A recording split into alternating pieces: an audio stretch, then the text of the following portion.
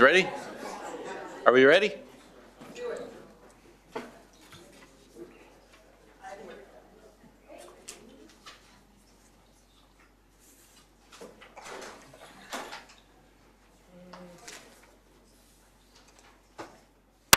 All right. Good morning, everyone. Welcome to the June 23rd County Board meeting. Roll call would indicate all commissioners are present. If you would, please rise for a moment of silence and the Pledge of Allegiance.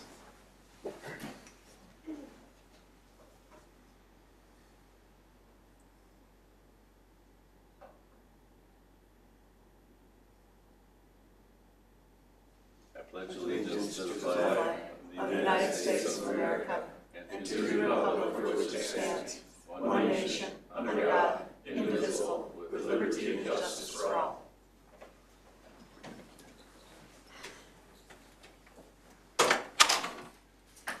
There, do a little housekeeping.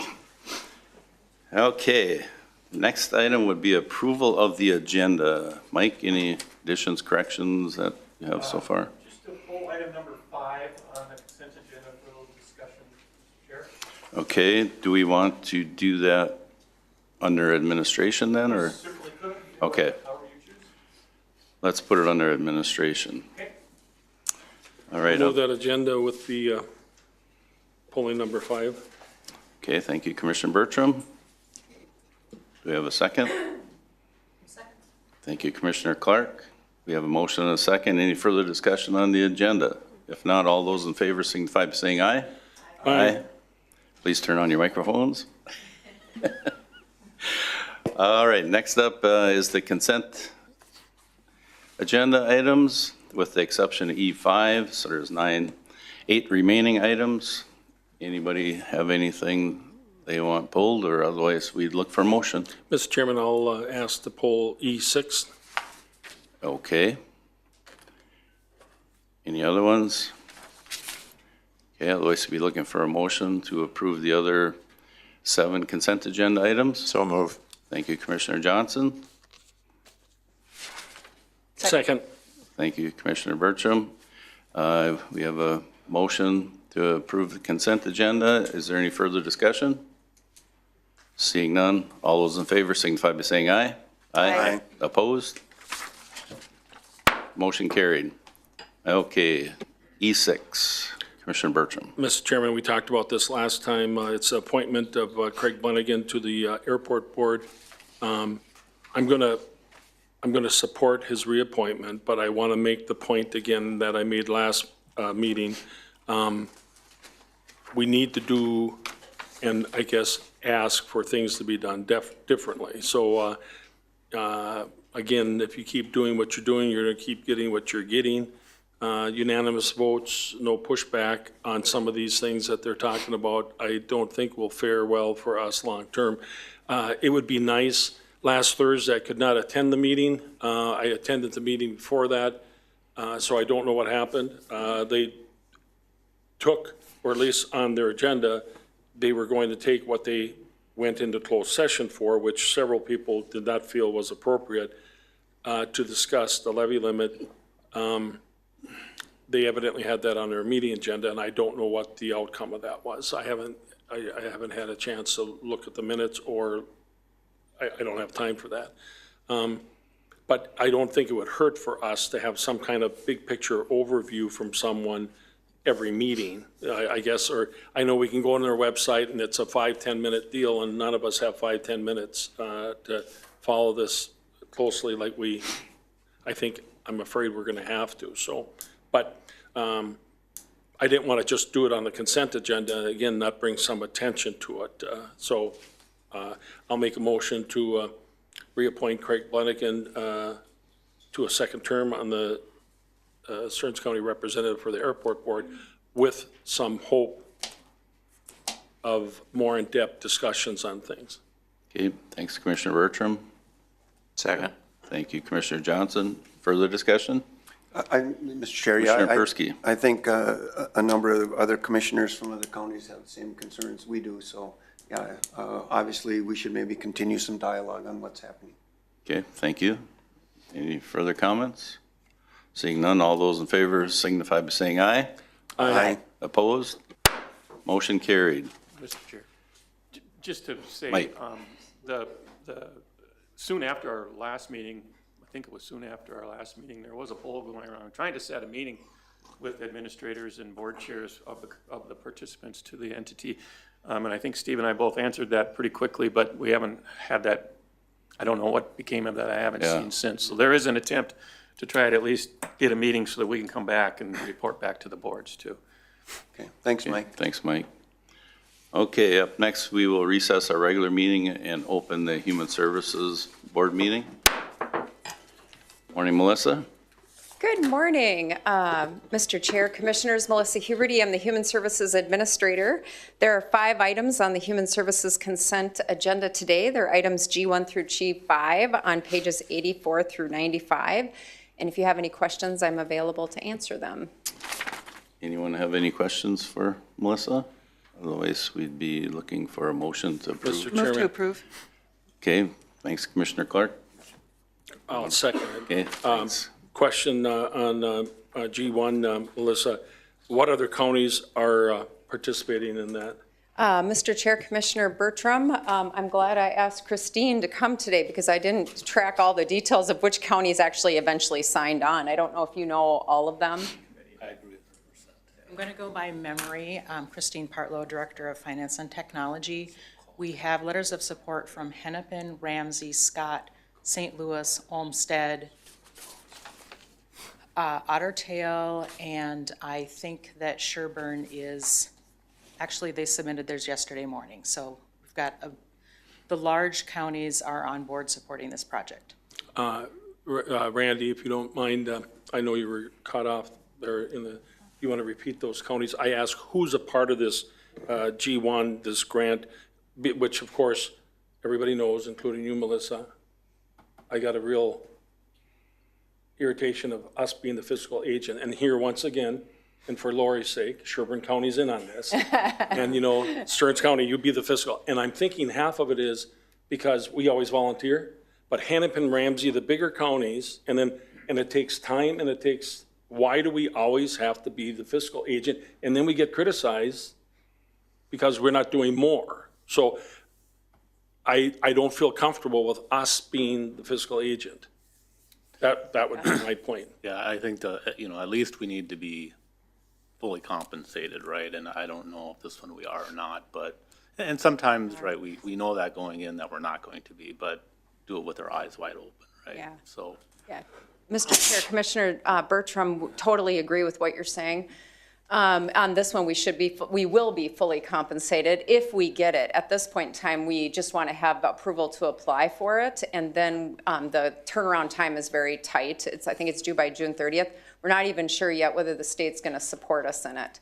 So we'll see. But in our group, we do watch for that. And so Olmsted County stepped up more recently, I think I put in your board documents. So we expect other counties in our collaborations to step up. This one, it's probably our turn. I don't know if you want to add anything in this regard.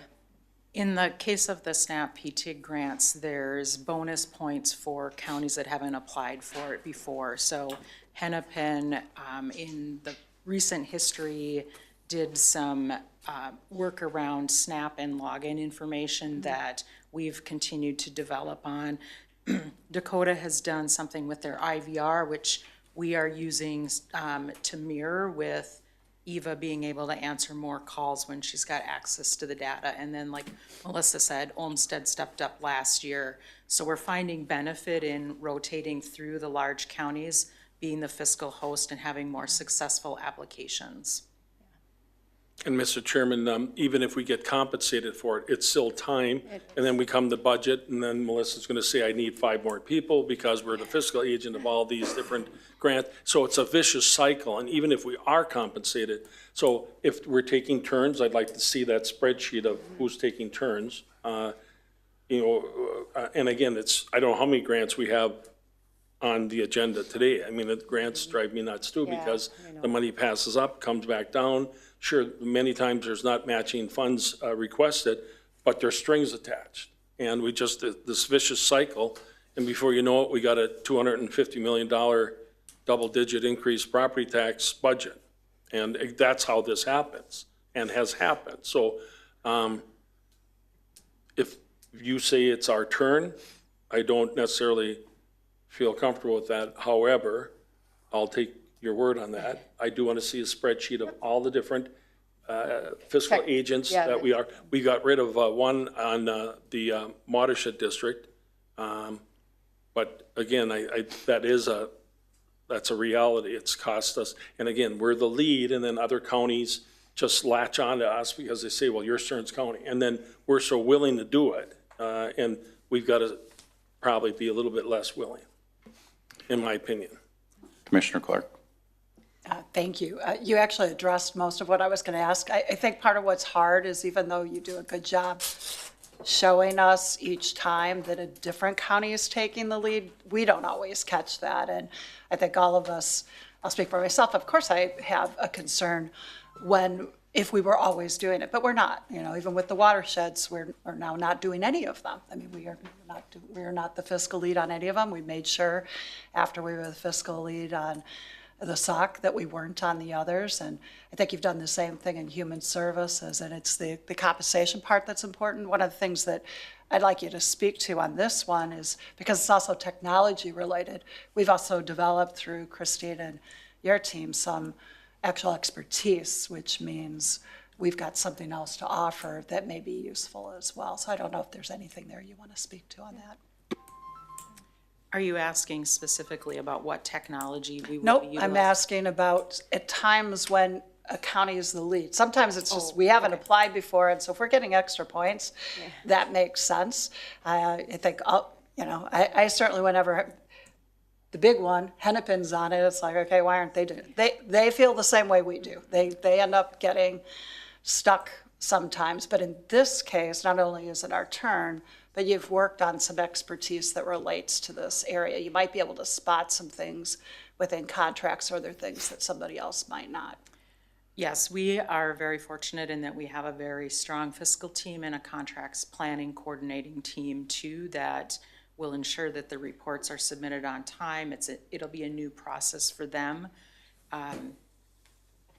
We also are working very closely with our IT department to make sure all of their costs are covered. Again, back to Randy's point about making sure that there's no cost to our particular levy for the project. Thank you. Yeah, and I would just also add that we already pay $25,000 a year for the access to the data at the state. This grant would pay for that. That's currently coming off tax levy. So there's a direct line. If we get the grant, it pays for that. Commissioner Bertram. So, Mr. Chairman, just one last time. I've heard your turn way too many times. I don't know who in the hell knows whose turn it is, and how do we know that, including your department? I mean, so I don't know how. I know when it's my turn to buy a round of drinks when I'm with friends, but I don't know this in a setting like this. And that's a hell of a lot cheaper buying a round of drinks than this is. So, and then of course the staff time, staff employee, that kind of stuff. So Yes, I'd agreed. like to know how we know it's our term moving forward. Yes. Go ahead, Commissioner Johnson. I think the scrutiny that you're requesting is important. I think we should be dotting i's and crossing t's and making sure we have all the right information. On a positive note, without people offering to do fiscal agency, there are other people who can't take advantage of certain programs. And that needs to be taken into account too. In my former life, we were fiscal agent for a number of individuals and groups who otherwise could not participate in some of the grants that were available and couldn't function really. I think we're fortunate to have the expertise in Stearns County to do it and to do it right. We should be paid for it, absolutely. And we should know whose turn it is or all the details of it. But I think there is some positivity associated with taking responsibility like this. Yeah, and Mr. Chair, Commissioners, I would say you're exactly right. There is no schedule like whose turn is it next, whose turn it. It's more like what makes the most sense for this particular grant, who has done it the last few times for different things. So this is specific to PTIG grants. We get more points and we haven't applied before, so it's a stronger application, which is why we were willing this time to step up. And we know we benefited from Hennepin and I think it was Dakota and Olmsted when they did it first. So we rode on their coattails, so we said we'd do it this time. But we're comfortable if you're don't want to do it either. We get that. We just know that in the human services budget right now, I don't like going out for a lot of grants for exactly what you're saying, Commissioner Bertram. It's a lot of administrative burden, but anything I can do to mitigate the county tax levy at this point in time, given all the federal and state tax shifts, I'm willing to try more of these than I normally would want to. So. Okay, any further discussion? If not, we have Commissioner Persky. And I got another, on the Wacosa grant, just looking at that, I'm very happy to see that. Yeah. Although I see it's a one-year grant, is that typically get renewed annually? Correct. This grant, I believe, is a 5-year grant. The grant, the lead agency employment first capacity building grant, I believe, is every year for 5 years. Okay, so we do it 1 year at a time. All right, okay, because I Yes. was just looking because I saw the date on it and it is for just 1 year. Correct, But it yeah. is ongoing. Yes, Okay. for at least as long as we get G4. Okay, all right, good enough. Okay, any further comments, discussion? Otherwise, all those in favor of approving the consent agenda for the human services, please signify by saying aye. Aye. Opposed? Motion All right. carried. Thank you. Thank you, Melissa. All right, we will reconvene our regular county board meeting, and next up is the sheriff, or the sheriff's office.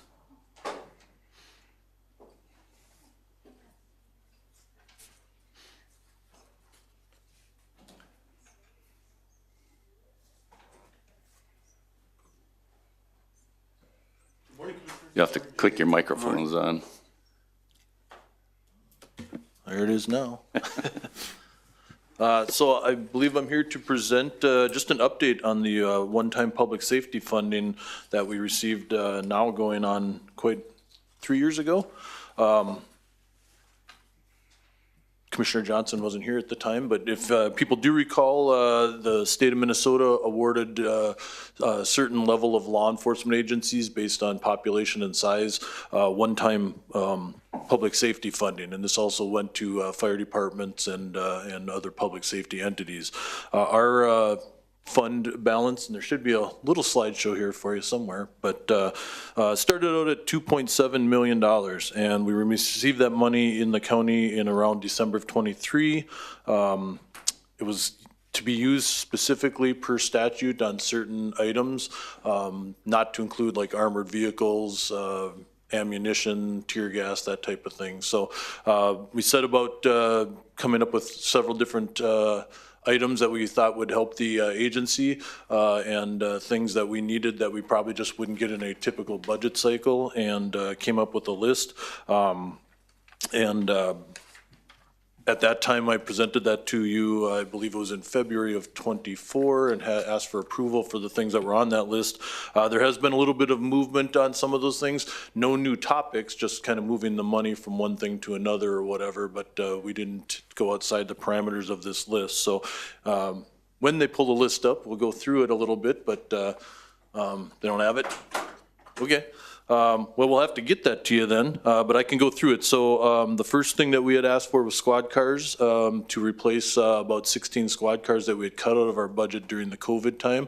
That got us back into our rotation with our squad car fleet. So that was a pretty significant cost off the top of the bat right away, with $485,000 going to 16 squad cars to get those purchased and outfitted. We then, as you recall, received a command post a few years ago, and we dedicated some money towards that to get some stuff that needed to be put inside for supplies, for long standoffs, those type of things, some graphics on it. It has been deployed several times, so very thankful for having it, because it's kept us out of the elements on quite a few occasions on whether it's public events or even just criminal type matters. So taser service agreements, those are even to my shock, a little bit expensive, but we went ahead and were able to enter into about a 5 to 7 year contract with Axon to continue to have our tasers. Tasers are just a tool on every officer's belt that is another option instead of going hands-on or using mace or that type of thing. So we were able to outfit the rest of the agency and continue to do so with that money. We ended up purchasing a van specifically for community engagement. It's actually graphicked out a little bit different than our regular squad cars. The idea is that we take that, it's a turnkey type of vehicle to take to all community events. It's loaded with all our community handouts, pamphlets, swag, tents, tablecloths, everything. So a person could just get in it and get it to a community event. We had it out in Paynesville at the parade when it's first times out, and so we ended up purchasing that and outfitting it and getting it equipped for community engagement events. When I came in as sheriff, I felt that we weren't doing a real lot as community engagement, so we've really gone a lot further into that world, and this certainly helps by just the staff's not having to load stuff into their squad cars or other cars and then unload it and reload it and that type of thing. Digital cameras, we purchased some digital cameras for the detective division. Obviously that just increases our abilities to investigate and solve crimes through our investigative division. We ended up spending some money to upgrade our firearms. It's not ammunition by any means. It's basically the red dots for common person terms, I guess. So our sights on our firearms, which increases accuracy, obviously, if we're involved in something, but also just in all reality, and we haven't quite seen it yet, because of that accuracy, we're not waste as much ammunition on training days because we're a little more accurate. So ultimately, these probably, it might take a long time, but they should pay for themselves in the long run. I'd set aside some money for mobile field force, and we have a CUT team, which is a group of specialized trained individuals that, along with St. Cloud and Sherburne County, is a team that can be called upon anywhere in the state of Minnesota for those instances which we've seen where people have chained themselves to a tree or cemented themselves to a bulldozer, those type of things. There's a specialized way of removing those people without injuring them. And so this team has been through a national training along with St. Cloud PD. It's a regional thing. I set aside money. However, we did not need to use that money because St. Cloud PD came through and came up with the equipment. So we rededicated that money to a different fund on here. We were currently looking at an ROV replacement. Those are also not very cheap. An ROV is basically, for lack of better terms, an underwater robot. It's almost like a drone underwater with an articulating arm. We can send it down to a victim if there's a victim of a drowning, and they can grab onto that person, bring them back, and or look for items of evidence or equipment and that type of thing. Turns out the state of Minnesota has really bolstered their marine unit. They have purchased 4 or 5 of these and spaced them throughout the state of Minnesota, along with about 8 watercraft, and our closest ones are the Twin Cities, I believe, and then Wadena and Alexandria. So in talking to them, we didn't need to spend the money because we can get them here within an hour. So at this point, that money's still sitting in a fund that we'll figure out what we're going to do with it. Wellness has been important for the agency, so we had the same gym equipment in our gym since the building opened in 1987. It was quite outdated, so we got some new treadmills, some new gym equipment, stair climber, things that are relevant, a little more relevant to the public safety world, and replaced our old gym equipment. We have money set aside for some general agency wellness that we haven't used. We also set aside money in the world of wellness for mental health check-ins for both the jail, dispatch, and patrol. Started out with dispatch as kind of a pilot project, which actually their mental health check-ins can be paid for by E911, so that saved us some money. And then we opened it up to the patrol and the jail upon seeing the mental health check-ins for the dispatchers. At this point, that's all a voluntary program for the agency. We have not made it mandatory for every single person to attend a check-in, if you would. They're allotted 2 check-ins free per year, and the EAP that the county has switched to is the same provider that we already use. So they're allowed another 8 through the EAP if need be. So really, they almost get 1 check-in a month if they wanted it at this point. However, have not made them mandatory. There's been some pushback from unions on that, so I'm not going to fight the unions on that. It's a voluntary thing. They can certainly attend if they need or want, and we certainly highly suggest if there's a traumatic incident that they go through. We have money set aside for some recruitment items. Go ahead. Sorry, just quickly, do you have, and I might have missed it, any idea what the utilization rate is, either through the EAP or through this money? Because I'm guessing with budgets coming up, you're looking at, it's not highly utilized because we have something similar. I'm just curious. I mean, you're going to be going through the budget committee anyways, but. So when dispatch did the pilot part of it, it was about 75% that attended their sessions, you know, and then with the rest of the staff, it seems to kind of ebb and flow. It depends on whether we have a lot of incidents that people feel the need to go to, but. Somebody, excuse me, is somebody keeping track of what the rate is though, just so we. Yeah, John Lenz is actually keeping track of it, and it's not high for either jail or patrol, even though we certainly ask them. I've encouraged them as the sheriff on departmental meetings to attend because they're free and they're here for you. It's just a matter of, and we actually bring the provider to the office at weird hours and to make it as convenient for the staff so they don't have to drive to because their office is not Seago, so they don't have to do it on their day off necessarily. We'll give them time on duty if they need to stop in or whatever, but it hasn't been highly utilized, but it is an option for them at this point, again, because it's voluntary. Thank you, and while I might have brought up the budget end of it, I mean, part of the reason why we approved this is we agreed with you, it's really important that this is an option for folks. There's some really stressful situations and people being able to reach it, and so part of what I'm curious about, we could talk more offline later, is, you know, is it one of those things that might be taking some time for people to decide they're comfortable with utilizing it?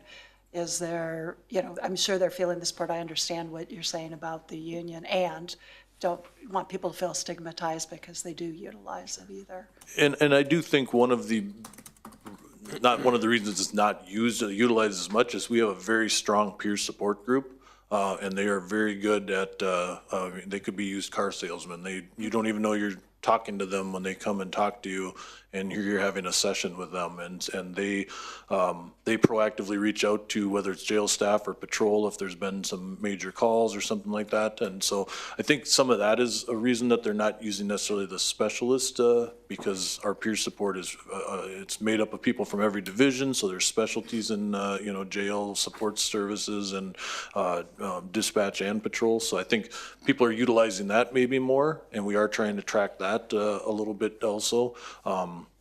Not necessarily, you know, who's using it or what they're using it for, but just numbers and trying to track that. Okay, thank you. Yeah. So community engagement events, as I said earlier, community engagement is important to me as a sheriff and to be out in the community and interacting. And so we set aside money for, of course, things that we hand out, whether it's pamphlets, informational pamphlets, stickers for the kids, coloring books, things that you guys see it when we have at the fair. So we set aside money for that. Excuse me. Set aside some money specifically for PARI, our Ignite program in the jail, and our drug treatment programs.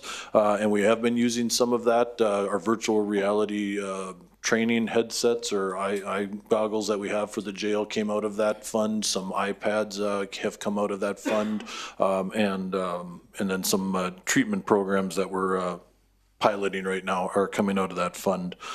Right away off the, probably within a few months, we donated some money, I guess, to collaborative, if you want to call it, with Anna Marie's. They needed some funds for printing up domestic violence pamphlets, and part of the thought was to, while this is kind of the Stearns County Sheriff's Office money, this is also something that assists us by educating the victims of domestic violence. So we provided them with some funding that and talking with Charles over there, the director, that they needed, and provided that. Inmate wellness, we had set aside money for inmate wellness, and that involved some recreating of some of the jail units. Obviously, with the construction of a new facility coming, we felt that would be money wasted to just put it into a facility that's not going to probably be here in a few years. So that money was redirected at this point, but is certainly available if I am told by our jail administration that they need it for something. But at this point, we just trying to zero out some of these things. We put that into another fund. Emergency management was another area that I decided to share some of this funding with the I guess the caveat on Erin and her crew that we would be able to do some scenario-based training with this money, along with their group and other groups. So we did do a hazmat with Canadian Pacific Railway and Kimball Fire Department on evacuating the city, and they literally brought in a tank car, and it actually leaks, and St. Cloud Fire hazmat had to come down, and so it was a good learning experience on everybody's behalf. I'm looking to try and do another one of those here in 26 maybe in the fall, or 27. It does take a little bit of planning, and we'd have to get on that now if we want to get one in the fall. But that was a caveat by giving emergency management that money, is they can certainly use it for whatever they need, but I'd like to be able to do some training with them, with other public safety entities in Stearns County, to test our readiness as a sheriff's office. Virtual reality training system, we purchased that, just went through the training in January. That is a very significant system as far as the things that it can do. It's a lot of de-escalation, but this particular one, with the way technology is a live system. So we actually have a use of force person that's an actor in another room that can see the officer, can react to how they're talking. It's not like the old days of a shoot, don't shoot video where you kind of are placed in a fixed position and you don't have a lot of options. And this also has a jail component. That was one of the caveats also, was to have a jail component. So we can have jail staff, especially new jail staff, go through de-escalation, talking people out of cells.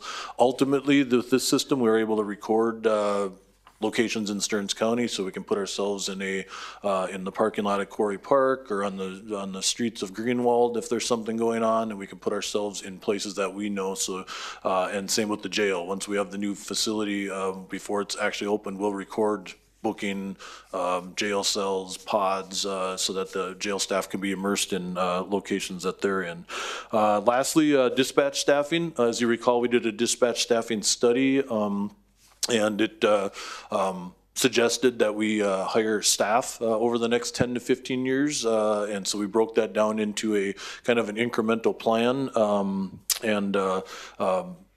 We're working on that plan still at this point. It was maybe aggressive, but we were hoping to get 5 people in the first couple of years. And while we've hired probably 5, we've also lost some of those. They come in, and it, as you know, is a very stressful job, very multitasking. We do the best we can do to screen them initially, whether it's on the interview process or through the psychologist or whatever, but sometimes people get in there and they're not making it. So we're kind of at a status quo. We're kind of even with that. We have not gotten anywhere as far as I would like to see with the staffing study, but we continue to recruit, and it's not unique to our agency. If you talk to other dispatch centers, it's hard to recruit some. It's probably switched, honestly, from jail staff, which used to be hard to recruit, to dispatchers at this point. So so we kind of are looking at redirecting that dispatch staffing money. It's just sitting there.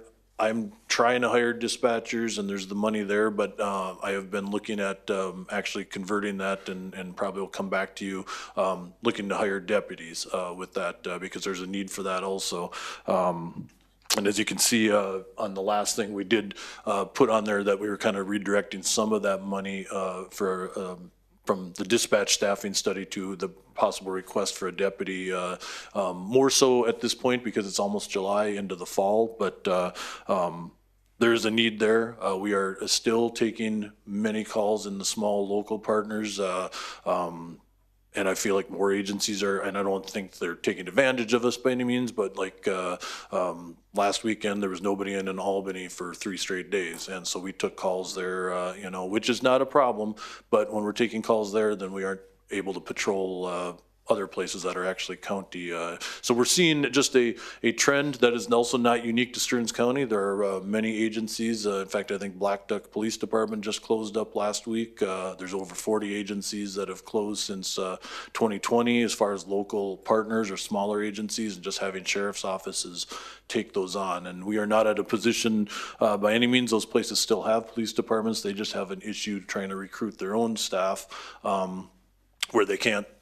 Well, traditionally we had 24-hour coverage. Now they don't have 24-hour coverage. So it is not at the point where we're asking for any kind of contracts with these cities or anything. But it is becoming a little bit of wear and tear on our staff. So I did bring Chief Deputy Miller up here to kind of maybe talk about the conversion of the staffing, at least just throw out an idea since it falls under the public safety funding. And this was he came up with this plan, I guess, and discussed it with me, and I guess I fully support it, and I'll kind of turn the mic over to Dan. Good morning, Commissioners. Thanks. Chief Deputy Dan Miller with the Sheriff's Office. So our January 24 proposal that you have in front of you was to add 5 additional telecommunicators in 2024, 5 in 26, and 5 in 27. We also, part of the staffing study was to promote, we currently have lead dispatchers in our dispatch center, and the proposal or the study recommended moving them to a sergeant level for better supervision and to more take them. Currently our leads are dispatching, and they're just trying to supervise when they have time. This would be more of to pull them out of the rotation and to do more supervision was based on the study recommendation. We currently have 5 openings for dispatch. We haven't ever been able to fill any of those positions that we allotted the public safety funding for in 24. I believe we have one that had started in the last couple of weeks that finally is starting towards that the number. Our proposal or our ask was that in 24 to 26 to have the 5 additional, which we have, and I believe, Sarah, if you're here, those were levied or put towards the levy already, the first 5. Yeah. And then our goal would be in fall of 27 to promote the 6 leads to sergeants, and in 2027 to add 4 additional emergency telecommunicators or dispatchers, 2 in January, 2 in July of 27. That's if we can, we're currently opened for posting. We had, as of yesterday, we had 51 applicants, which is great to hear that we have a large number of applicants to fill our old positions. To reallocate some of that money, our thought was to add 1 additional patrol deputy FTE in October of 26 and 1 in 27. I believe there was some conversation earlier about holding off for budget meeting, but that was what our proposal was. The last page shows the impact of the public safety aid and the impact of the levy space. We tried to hire later to push some of that levy amount further into the thing and to compensate that with public safety funding. Commissioner Clark. So my understanding is you haven't gotten to the budget committee yet, but you've got a meeting this afternoon. Is that correct? Correct. Yeah, I think that it's really important to work it through the process, especially given where we're going through this year. This update for me is really helpful, and really appreciate the work that you all do ongoingly. So I have a whole bunch of questions, but it probably makes sense to go through the budget committee first, and I'll get a chance to talk to each of you separately too. Okay. Okay, Commissioner Bertram. Mr. Chairman, I've heard of chaining people to things, but I've never heard of cementing them. So that's a thing. I learned something, I guess, this morning. Yeah. Yeah, that is. They cement themselves to each other, actually. Hopefully it doesn't happen at the Justice Center. With a PVC tube. Is the grant use it or lose it, I assume? This If funding? you don't use the money, you lose it? No, well, there's probably a deadline looming on us here because it has been a few years, and I'm would like to spend it up. The one thing that I didn't, it was not on purpose, I didn't gloss over it, the scanning project. We scanned all of our documents that are in the basement of the LEC in preparation for a move. We have police reports going back to the 1905s down there, and I don't know that we needed them, but we hired a company and scanned. That came in over budget. We did RFP that. So some of this funding that was sitting there or is sitting there right now will have to be used to pay that, to zero that account out. But yes, there is a deadline coming up here, I believe in 27 or maybe the start of 28. And Mr. Chairman, it's good that we get the grants, but again, grants are tax money, filtered down. And if we wouldn't get it, we'd be trying to spend this anyway. But I noticed you caught Sarah off guard when you asked if it was levied. We start with the grant, we add positions, and then the grant goes away, and then it just gets assumed into the budget, which, again, the tails of these things, which I know that you're sensitive to, I would assume as sensitive as Randy and the board is, but the tails of these things really can catch up with you quickly. 11 new staff people, dispatch $966,000. Again, we need the positions and everything, but when we promote sergeants, from dispatchers to sergeants, then the steps kick in, that's additional cost. The retention of keeping the employees after the grant's gone, that's additional cost. So that's how these things just spiral. And again, it's not a judgment, it's a concern, especially as we start talking about what we're talking about. So, but that's, some of this stuff. Again, who would ever think that we'd have to have people in a position to uncement people or, but that's where we've come to. I know what Dad would have done if somebody would have cemented themselves. You wouldn't have needed a team. You just would have needed a post hammer, and that would have been it. But we are where we are.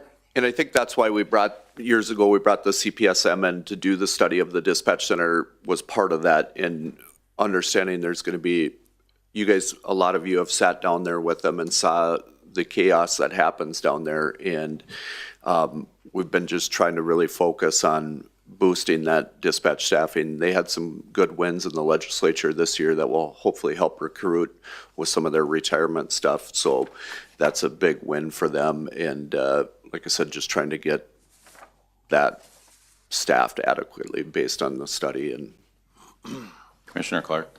Yeah, thanks.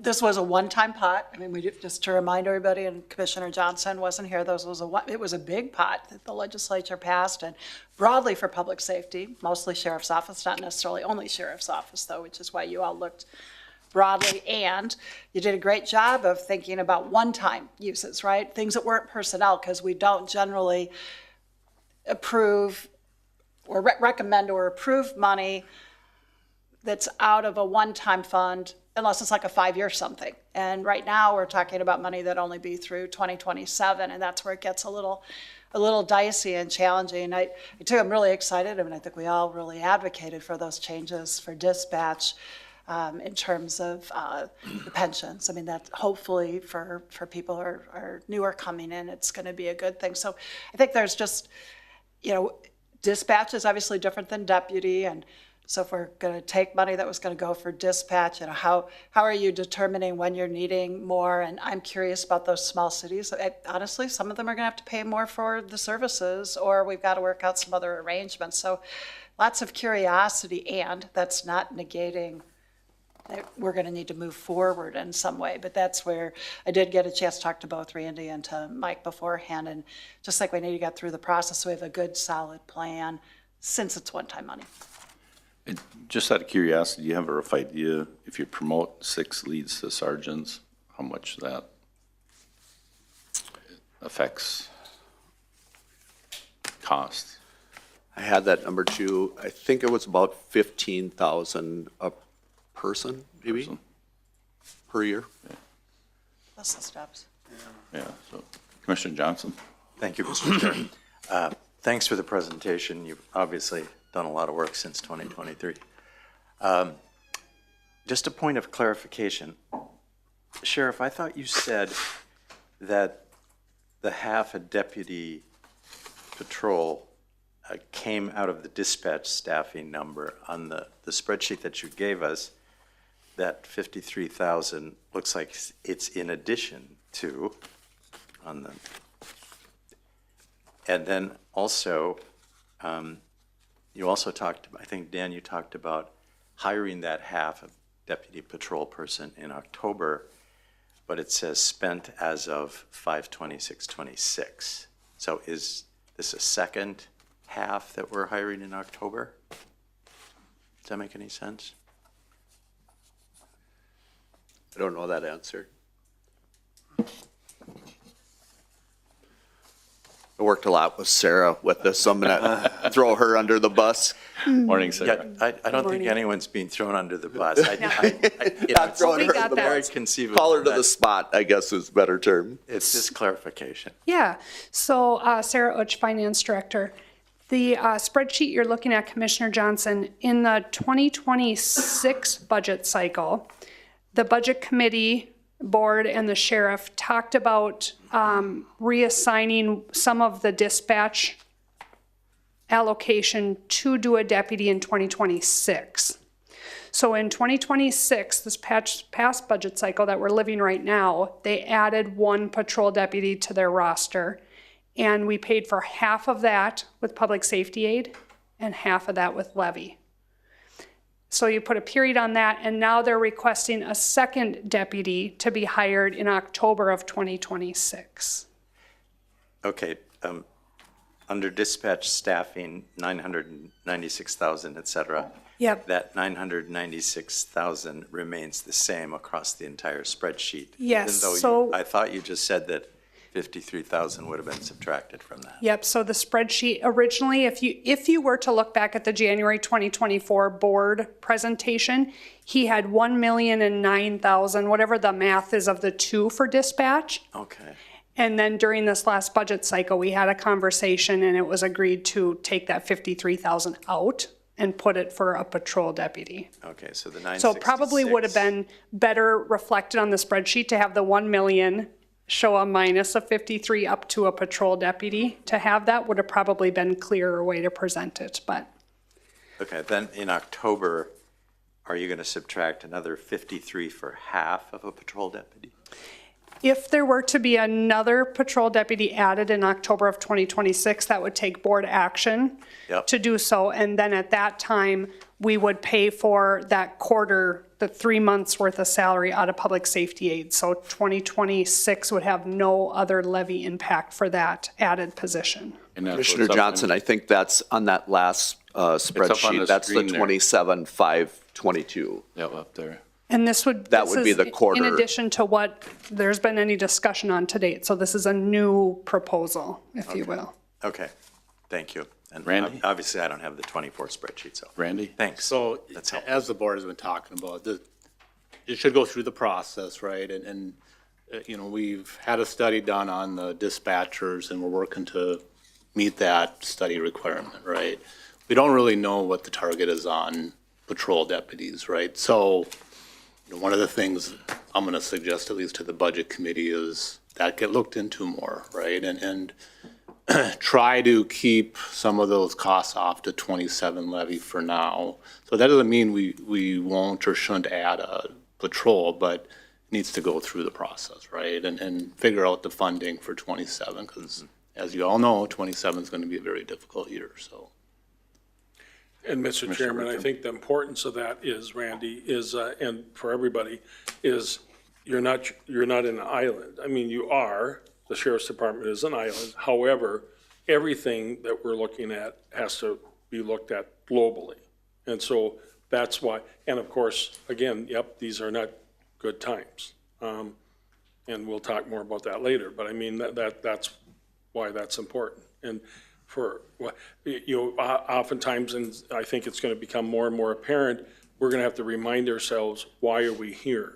We're here for law enforcement, we're here for roads, you know, we're here for, we can't get off into the weeds of doing things for people that some people might want to do. I mean, we've got to stick, and then, of course, all the mandated services that we don't have a choice over. But we've got to really prioritize, and if we're doing shifts and we're adding things, we need to have and I'm gonna ask all the departments to do this, if you wanna add something or whatever, find areas that we can reduce it.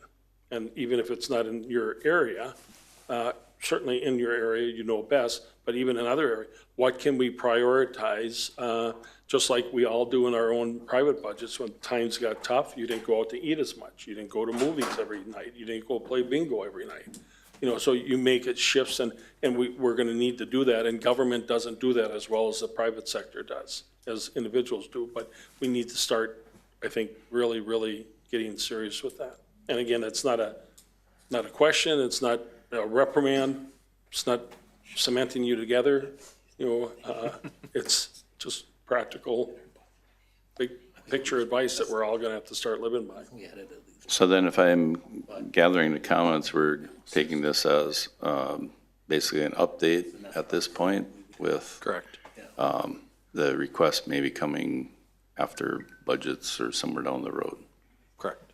And I will say, Mr. Chairman, I am impressed, very thought out, very well thought out, very specific and very directed towards things that, again, part of what you need, you know, so it's not willy-nilly by any means, you know, so it is a very well thought out approach. Commissioner Persky? Yeah, I was going to weigh in on the costs here and the impact on our budget, and I think we've all talked about that. Yep. And I share those sentiments. Obviously, public safety is a priority and very important, and it actually fits into our needs. A couple questions and a couple of statements about equipment. In the past, we've had some of that emergency or crisis equipment that's been made available for us to purchase, and there was even some opposition to purchasing some of that. Has there been any opposition towards any of that lately, or can we go ahead and move forward with also acquiring those things as we see needed? I guess, The armor vehicle, things of that nature. well, at this point, we aren't in need of an armored vehicle. No. We were able to get one through the 1033 federal program, literally a new piece of armor from the military that was sitting in the desert in Texas, never got deployed. So it's brand new for us. We brought it up here, made it unmilitary, and it goes out on every deployment. So we aren't in need of like a new armored vehicle or anything, which they come with a considerable cost. So. Yeah, right, and that leads me to the next topic, and that is mutual aid. And I hope we're doing the best we can with mutual aid because, you know, we share in these situations. We got 2 other counties right across the river, and for them to have some of that equipment is cost prohibitive. But if they have a crisis, I would hope we're ready to help them in those situations. And I want to always encourage and foster that and the cooperation that we have between Sheriff's Department and all the police departments. I feel quite good about that, and I want to hope that we always maintain those relationships. Likewise with fire departments, everybody doesn't need to have that super $1 million ladder truck, okay? Because you might use it once in 2 or 3 years. But by all means, if somebody's got one and another community needs it, we should get it there. So I just, again, appreciate the work on mutual aid and the ability to look at crisis and what other things might be available if we need it in a crisis situation. Okay. All right. Thank you, Sheriff. Thank you. Chief Deputy. Okay, next up, Auditor Treasurer. So we have Sarah and Lori and Sierra to present on this, and I'll let them introduce themselves. Good morning. Morning. Thanks for giving us time this morning. I think I know most of you, but Lori Vici, I'm the Regional Director for Extension. I work with 7 counties, Stearns being one of them, and lucky enough to work with the partnering counties. So Stearns, Benton, Sherburne, and Morrison partner for Extension work, and Meeker, McLeod, and Wright partner for Extension work as well. And we're here today to talk about that partnership. With me, I have Sarah Chur. Sarah is the program lead for our agriculture programming, so she directly supervises the agriculture educators that we're going to talk about this morning. So we were asked to come in and give a little presentation about the partnership, its history, where it came from, where it is today, and what our educators have been up to. So Sarah and I are going to dive right in and do that. Sarah was in my role prior to the role she's in now, so she was here when this partnership started.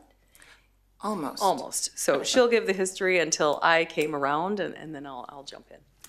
And we will try to move through this pretty quickly. You do have all of this in your packet, and so please let us know if you have questions. So very quickly, in 2002, there were some big budget cuts at the state level, and so that's when Extension made the decision to go to a regional model. And so counties at that point got to decide what they wanted their staffing to look like, what they wanted to choose. And there was a really great strategic effort that happened here in Stearns County, led by Don Oddie. Randy, I think you were there at that time, really to think about how to maximize the investment. And so that's when that partnership came into play. And it was a partnership with Morrison County as well as Benton County. And so early on, well, it was always crops, livestock, and horticulture.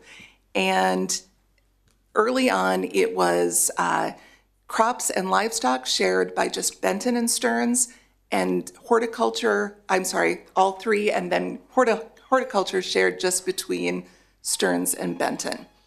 Do you want to talk about where we are now? Yeah, so in 2022, we had an opportunity. There were some funding structural differences, and Sherburne County, we had been talking to them about potentially joining the partnership, primarily because Sherburne County, though they don't have many farms, they do have small farms, and their small farm base had been growing quite significantly. So we kind of made the case that that was an economic development driver in the region, and brought Sherburne into the fold with the other counties, sort of giving them an invite to come into the partnership. And so since 2022, we've had a quad county partnership with all 4 counties funding 4 different educator positions. We do have a steering committee. I think many of you have sat on that from over the years, the County Extension Committee. That committee meets quarterly, and you get reports as to what's going on and helps guide the programming that's going on in the area. And then importantly, all 4 counties come together, previously 3 counties annually. And so that first meeting I was at in 2005, and that's where we really talk about what work is happening, as well as checking in with each county. How are you feeling about how it's working? And so that's been a really important way that there's been some oversight. So this is a little bit of a history of the funding of the partnership. You'll see Stearns County came into the partnership at 1.73 full-time equivalents. That was of 3 educators. 2025, that bumped up to 1.93. And that continued all the way until 2022 when Sherburne came into the fold. So when Sherburne came into the fold, it made it 4 educators. So you guys went to 2.2 of 4. And the other counties, I'll kind of show you what their funding model is. This is where we are today. So Stearns County funds 2.2 of the 4 educator positions. And what we like about this partnership is that instead of having 1 educator per county, where that educator has to know everything about everything, you guys have specialists. So your educators can specialize in horticulture, in crops, in livestock, and in small farms, local foods. That is the position we added when Sherburne came into the fold. Something we have been quite proud of at the time because it was new. USDA then added a position much like that, thinking that we were kind of above the curve, I think. Right. So right now, Benton is at 0.65, Sherburne at 0.6, and Morrison at 0.55. I will say Morrison has a Master Gardener Coordinator on staff, so they do take advantage of that work a little bit less than the other counties do, to a total of 4 FTEs. What the catalyst for us being here today. Yeah, go ahead. So sorry, can you, because this will help me, I know that Jeff and Steve have been very much in the weeds. Turn your mic. Oh, sorry. I know that you two are very engaged in this. It's done. I clicked it and then it clicked off. So, user error. It would be helpful for me at least, can you talk a little, so horticulture, how is before this proposed change, how much horticulture gets spread? Like, how does that look between our counties? And especially because you just brought up about Morrison. that would be helpful. So I will let Sarah speak to the exact work that's being done. Today, so the catalyst for this discussion is that Commissioner Bertram came to us and said, I think that we are paying an unfair portion of this partnership and want to talk about that. So we had one of those Quad County annual meetings coming up in February. We meet every year. So we did that at the meeting. We asked the Stearns commissioners along with Randy to come with what their thinking was as far as that. They did that, and then Sarah and I gave the other counties some options with the biggest goal to be getting at full positions, because you'll see that these funding levels, you know, they are what they are. They've kind of come organically over time. And so for us, it's getting to full positions. If we reduce the number of educators we have, we're going to have to reduce the workload, especially in the master gardener area, in the horticulture area. That is where we get the most calls. That is where we have the most meetings. So I will let Sarah speak to that a little. I appreciate it, mostly because this won't surprise you. I get most questions, most interest, most, why aren't we talking more about horticulture at meetings? And especially if part of the proposal is moving, because we have so many larger farms that aren't taking advantage, moving away from that. What does that mean in terms of horticulture? Like? Yeah. And I would also add in, when this partnership began, the Hort position was at 0.48 originally with Carl Hoffman back in 2004. That quickly bumped up, Stearns funding was 0.48 of 0.6. It quickly bumped up to 80% time, and Stearns covered 0.68. And then much more recently, Morrison made that whole. And they don't utilize the master gardener coordination. They do still get horticulture education, so the technical assistance, the programs, et cetera. Yeah. So today, we do have 4 positions. However, our small farms local foods educator resigned a few months ago, and because we were having this discussion, we held that position. So we have not filled that position to make this discussion a little bit easier. So the 3 educators you have today, hopefully you know many of these ladies. Dana Adams is our livestock educator. Jackie Estrom is cropping systems, and Quincy Sadowski is our horticulture educator, who I think sometimes is pulling her hair out because her workload is quite astronomical. Yes.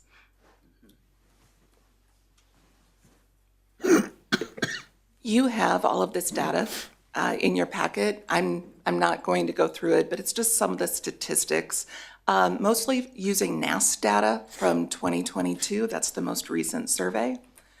Again, the population is actually based on 2025, July 1, and then the other things are NASS data.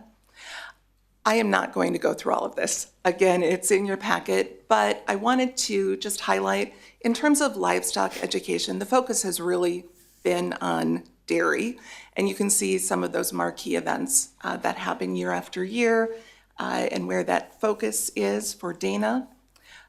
More recently, beef has become a bit more important, especially the beef on dairy, that crossbreeding.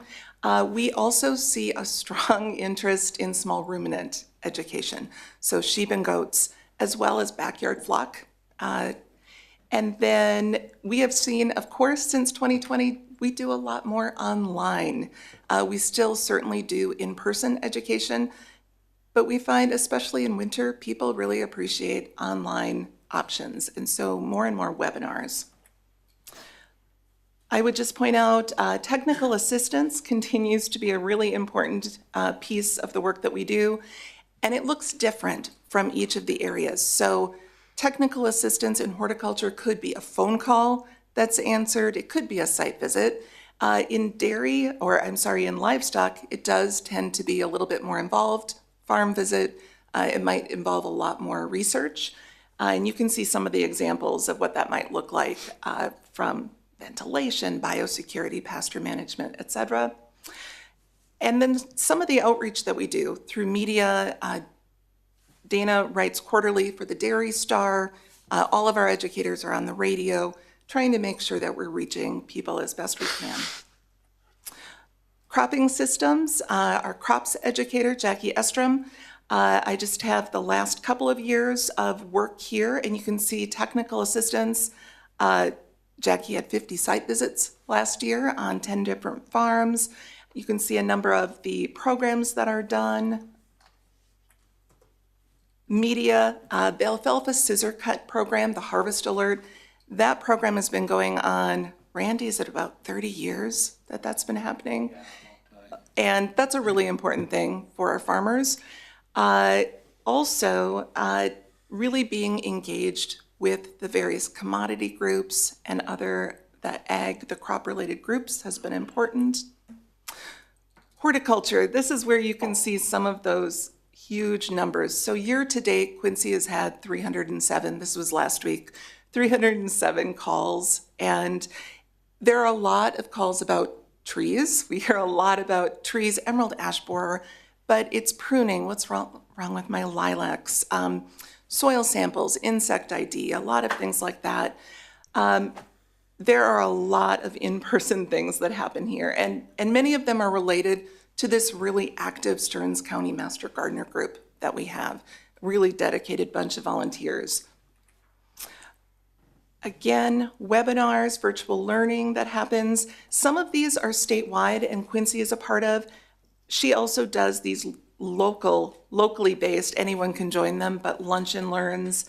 And Stearns is really well represented. If you see, for example, in 2025, the gardening from the ground up numbers, Stearns represents more than 6% of those who attend. So Stearns County residents are very interested in horticulture. You can see the Master Gardener volunteer program information. I, again, don't include Morrison here.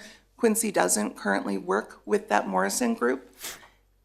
But please do note the number of volunteer hours that your folks give, which is really, really impressive. The number of projects that they're doing, from community gardens to youth education.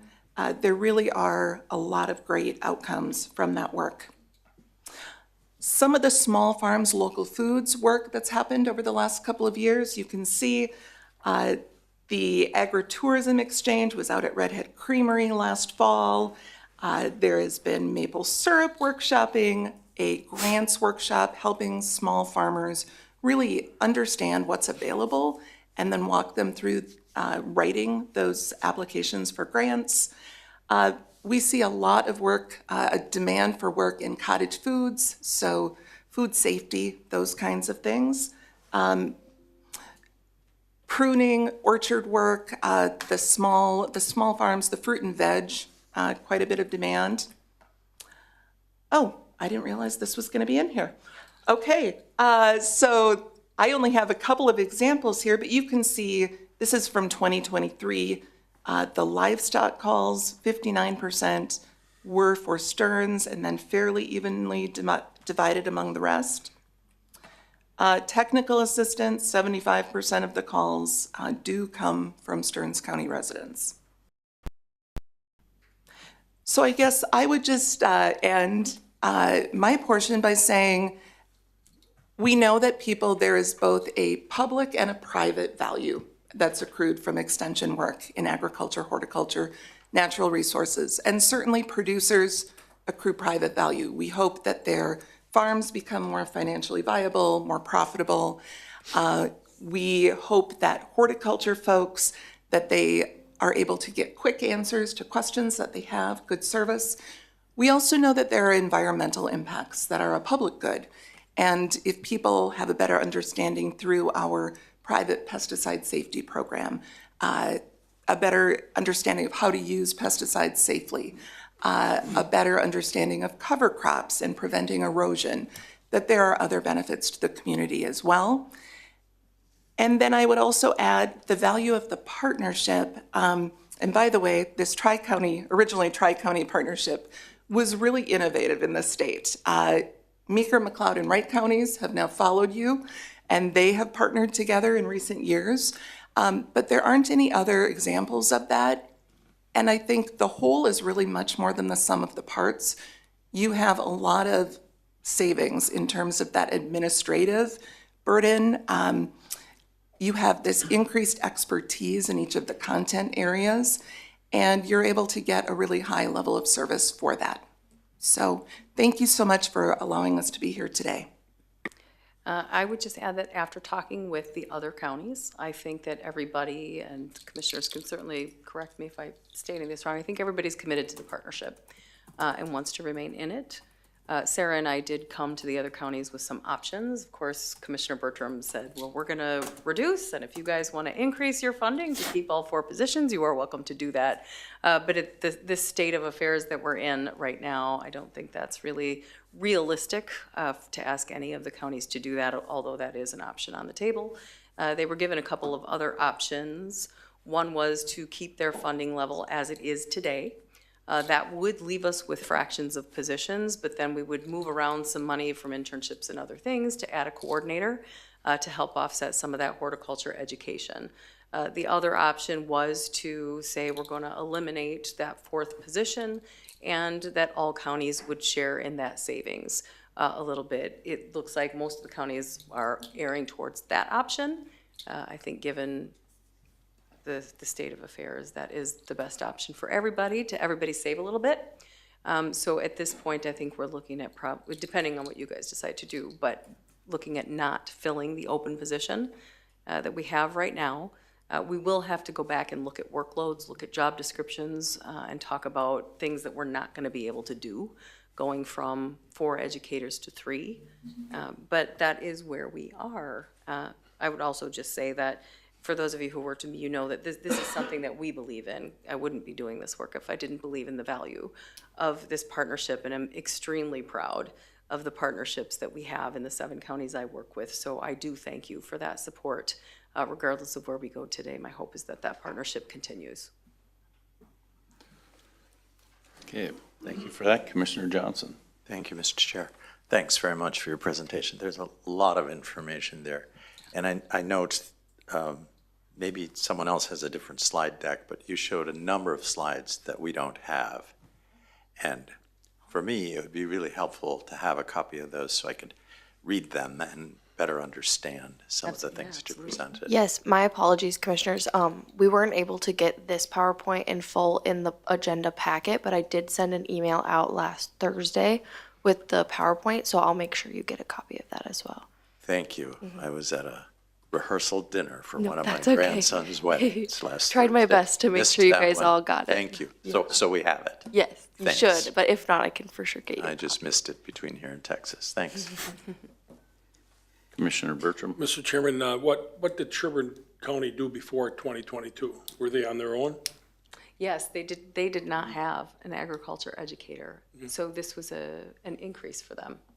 And then explain the 4-H program, each county Right. has their own So 4-H. there are 2 major components to extensions work in each of the counties. Half of that work, arguably half, is youth programming. And that youth programming is primarily 4-H. All 4 counties have that. All of my counties have that. In fact, almost all counties across the state do have 4-H. So we're not talking about that as the partnership. You guys fund 4-H, the program in Stearns County, on its own. The other part is our adult programming, and that is what we're talking about today in agriculture and natural resources. So 2 different things. Right, so the 4-H program, I wanted everybody to understand that is separate, but yet very strong in all the counties. And then the, obviously, extension, when you say Carl Hoffman, as you've heard me say, I go one step beyond that with Francis Januska. I mean, those names, Francis Januska in extension, Joe Fitzgerald in Soil and Water, I mean, they were like the Pope out in Stearns County. I mean, they were at everything, and people respected them. And then going one step before Francis Januska, it was Commissioner Lensmeyer's father was the extension agent, I believe. So, I mean, they had deep-rooted connections, and that's evolved. Everything's evolved, so it certainly is different. And the whole opportunity here is with the job opening. It gives us a chance, rather than having to eliminate a position, not filling the position, and then trying to make do with it. And I guess that's why we are where we are. So one thing that I tried to encourage and evidently it's not allowed within the university, but there's a lot of retired landscapers and those kinds of people talk about volunteer hours that could really fill in gaps for some assistance that the university doesn't embrace or allow evidently, or maybe there was Commissioner, miscommunication with that. I'm not sure. We can talk more about that. Yeah. They might need to become either master gardeners just for liability reasons to be doing that work, but that's something we can talk about. But that's a resource, as to Commissioner Clark's, if we have people on the ground that are very knowledgeable, that are willing to share their expertise, it would be a way that still can meet the people's needs without having to add to the financial burden. So just I suggested that a couple times. So to kind of bring it into context, so after the quad meeting in February, and the position was open at that point, well, it was filled, but there was no decision made. So then after the resignation, then Sierra, Randy, Commissioner Bertram and I, we started having a discussion. Do we fill that fourth position, or do we just go with the three and then figure out what percentages then each of the quad should be at? So after discussion, I'm just going to fill the board in. The discussion was, well, okay, if we felt with the statistics and stuff, if we were at 1.55 of the quads, because basically the statistics show that we get about 50% of the services are handled through Stearns County. So that's where we basically said, well, we'll do the 1.55, and then it was up to the other counties how they wanted to, if they wanted to stay with their percentages or what we would do. And so we've had a meeting since, which not all the counties were kind of in favor of doing something like that. We even said, well, if we would do 1.5 and the other three would each do 0.5 to get to the 3 FTEs, well, then Sherburne kind of pushed back and said, well, if we're getting rid of one, let's all drop by 25%, and then which would bring Stearns to 1.65, and I think it would have dropped Sherburne to 0.45. So it's really not the money part of it. It was the principle of what's being covered by who, kind of based on the percentages. Rebalancing, I guess, is really where it amounts to. So, at this point, there's 1 year left in this contract we're in right now. So I think if I'm correct, Commissioner Bertram and Randy can, or even Sierra, I think right now it's at 1.65 to Stearns, and then I'm not, maybe you can tell me what the other three would be. So the other three counties are sort of on the same page, but on different pages. Of course, this is not without its controversy, so this is one of the downsides of partnerships, is that somehow everybody's got to agree at the end of the day.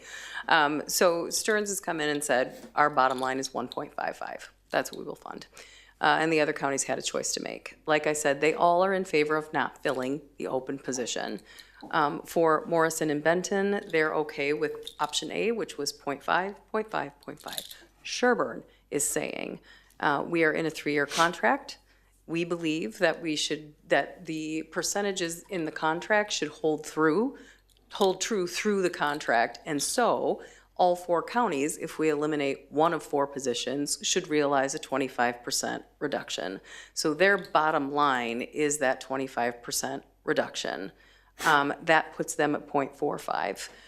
The good news there for me is that if you guys are saying our bottom line is 1.55, Sherburne is saying our bottom line is 0.45, that equals 2. And if the other 2 counties are at 0.5, that is the other 1. Now, this will be 2027 will be year 3 of the contract. We are going to have to amend that contract. So our contracts all have a 90-day out clause. So you'll be exercising that. I will rewrite those terms for 1 year. And then in 2028, we'll be looking at a new 3-year contract. I'm not excited about completely renegotiating those terms. So, a commitment to the partnership would be helpful, but we certainly can talk about the little, is it 0.5, 0.45, Yeah. And I would say, in the, we are committed to being part of the extension because it is a valuable service. The service probably has changed a little bit with the farm structures changing in Stearns County and other counties. So that's kind of where we're at, trying to figure out where everybody should fit in of the 3 FTEs. Commissioner Johnson. It sounds as if everyone has agreed to go from 4 to 3. Yes, I think that is true. And have you all looked at the deleterious effects of doing that? What needs to stop? What the results of that might be? The outcomes of not doing a lot of these activities? So we did a survey of all the county extension committee members asking about priorities. So we've asked them to weigh in on what the priorities should be going forward. We've also done recent needs assessments, but we have not yet looked at those job descriptions and looked at all of the tasks and said, here are the things we're gonna have to stop doing. There are things we're gonna have to stop doing, no doubt, especially in that horticulture area. And I will say that probably will not be a welcome change for our master gardeners, because I think the level of support we provide to that program won't likely have to change. So I can't tell you today exactly what those things will be that we will propose not doing in the future, but we are going to have that conversation. Excuse me. I understand the assessment, the survey, the prioritization, but what I'm really concerned about is the actual cost of not doing something. Commissioner, one thing I would say, before 2022, we had 3 positions, but it was across 3 counties. And so you add the 4th county.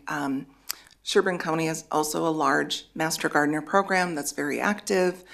And they have extension committee meetings. They have master gardener meetings. They have executive committee meetings with the master gardeners, as do Stearns and Benton.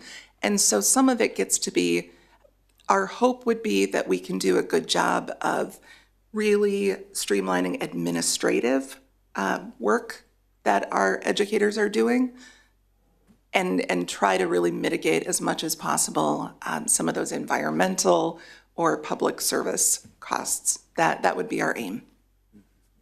Thank you. Commissioner Clark. Thank you. Commissioner Johnson asked a pretty big chunk of what I was that I'm going to, I guess, follow up on. And I really appreciate everybody trying to wrestle with this, right? It's hard stuff. At least what I was reading and hearing as part of this is because of there being less small farms in Stearns. And I'm kind of wondering, as Steve and I serve on the dairy advisory and thinking about what we've been trying to do there. Dana's amazing. There's lots of activity there. Really, what does this mean in terms of changing workloads? And certainly appreciate Commissioner Bertram's question about people who are retired helping out. One could say that in the ag area too. The challenge, obviously, with volunteers is they are not going to be staffing the phones. They're not going to be able to do some of the expertise pieces of this because they're volunteers. So I am concerned about what does this end up looking like for the array of needs within our county and the region. And I also know that you all have been working on this. You're trying to figure it out. So for me, it's not even the budget piece about 1.65 or 1.55 in the last year of a contract, because that can all get renegotiated. Is there a strategic plan at this point? Where is the group really going? What are the needs? And truly horticulture and master gardeners, again, is something that I might hear about the most directly, and lots of concerns. And how do we get to someone? So I don't know how you staff this from a phone standpoint, but it is also what we've been trying to do broadly within dairy and the broader ag community. And does that mean that we're needing to cut back? Or are we going to need to cut back on what Dana's doing? I don't even want to say that out loud. I will ask that. Yeah, we were discussing a program coordinator. There's a little bit of tweaking that could occur with kind of the budgeting, but Randy. Yeah, that's what I was understanding too. If you guys could address that, is the impetus behind this, and Commissioner Notch identified that, is we're seeing more large farms that don't use extension services. So especially in the cropping area, the need isn't quite as large as it used to be. And I believe there was some additional capacity that the staff could have that's there, right? So, certainly Master Gardener is a critical area that needs, that has a lot of attention. I thought we were gonna do something to add a coordinator or something like that, maybe take some intern dollars or something. But the other thing I just want the board to recognize is, there are critical government services, and through this budget process, you're gonna have to make tough decisions. So you do need to think about what are the most important decisions that you wanna prioritize, so. Commissioner Bertram? The one thing, change, you make a point, change in the business world is constant, and you need to change, and change is not a bad thing. Change is, you adapt to what the reality is, and hopefully you grow from that, and things can be done differently and more efficiently. And, not everybody is hitting on all cylinders all the time. I learned when I was 18, when I joined the J.C.'s, and that was the advice I was given. If you want something done, go to the busiest person you know. And you know what, that's worked 100%. So we're all busy, we're all forced to do more. And so that, right, you rise to the occasion. And again, collectively, we prioritize this. We're gonna continue to do this, and we'll do the best we can. And we'll, and of course, if we get any pushback, we all have had to do this. I got several emails yesterday as this budget process starts and saying, well, why don't you fund this program more? Why don't you? Well, the reality of it is these are, do you want to support a double-digit property tax increase? And I haven't found anybody yet. And I'm not going to hold my breath to do that. So, and then the other thing is the residency. We didn't talk about the educators where they were residing. They weren't all in Stearns County. And so, again, we shared this. It is a shared partnership, and that comes from everything. So that we're looking at this a little bit differently. And I will say, and I appreciate, Lori, you giving me credit, but when you said that I brought the 1.55, it really was brought by Randy, Steve, and I. We all three originally discussed that. I was maybe, surprisingly, I know this is going to shock, especially Commissioner Johnson, that I probably talked the most, but we all have the same position, so. So if I can say at this point, do we need, we're still kind of working on it, or you need an absolute direction right now? Well, budgets are due everywhere. And I believe I meet with your budget committee later this week. I have budgeted 1.55. I had 2 county commissioners and an auditor telling me that was the bottom line, so that's what I budgeted. In Sherburne County, they have said 0.45 is the bottom line, and they have budgeted that for us. So that is done. The other 2 counties, I have a little bit more time, but not a lot.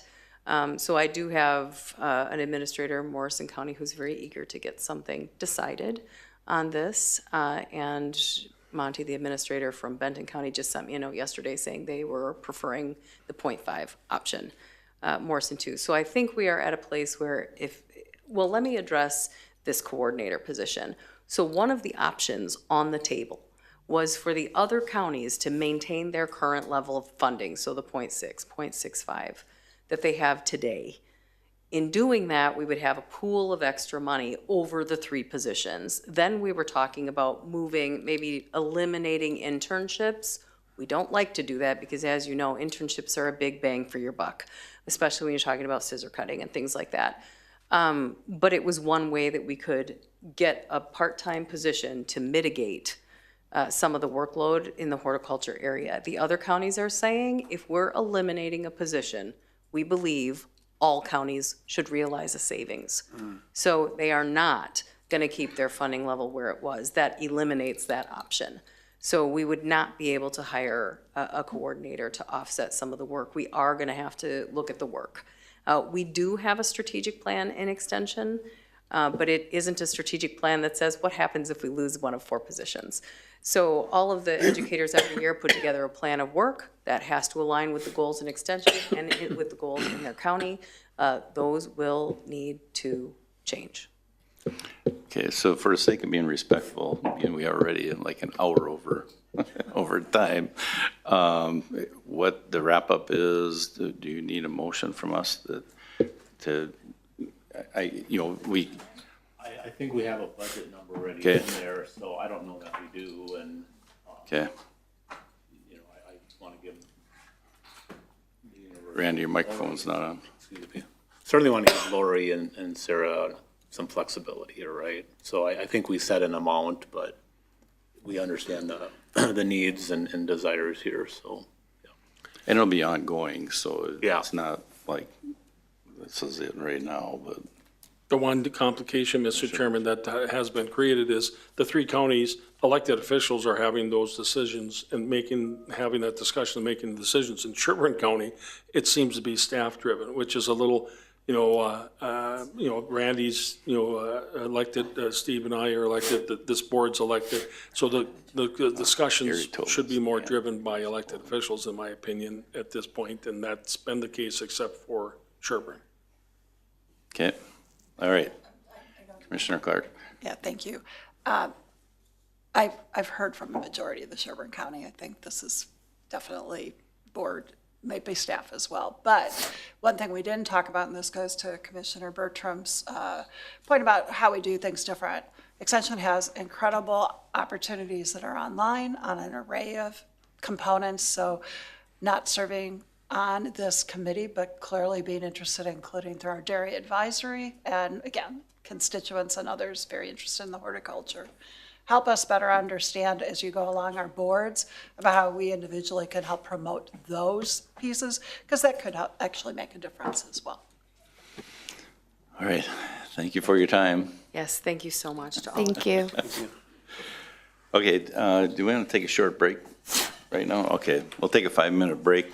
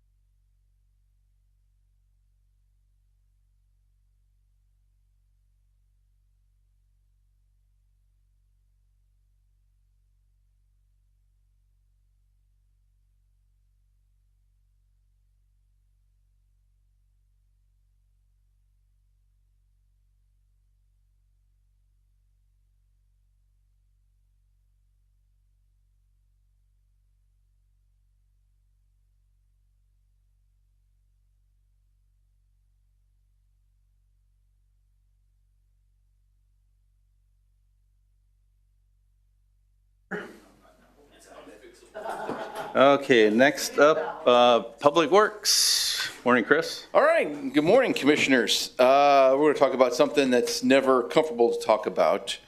This first item, item L1 in pages 105 through 109 in your packet, is a request for consideration of a contract amendment for engineering services to Houston Engineering.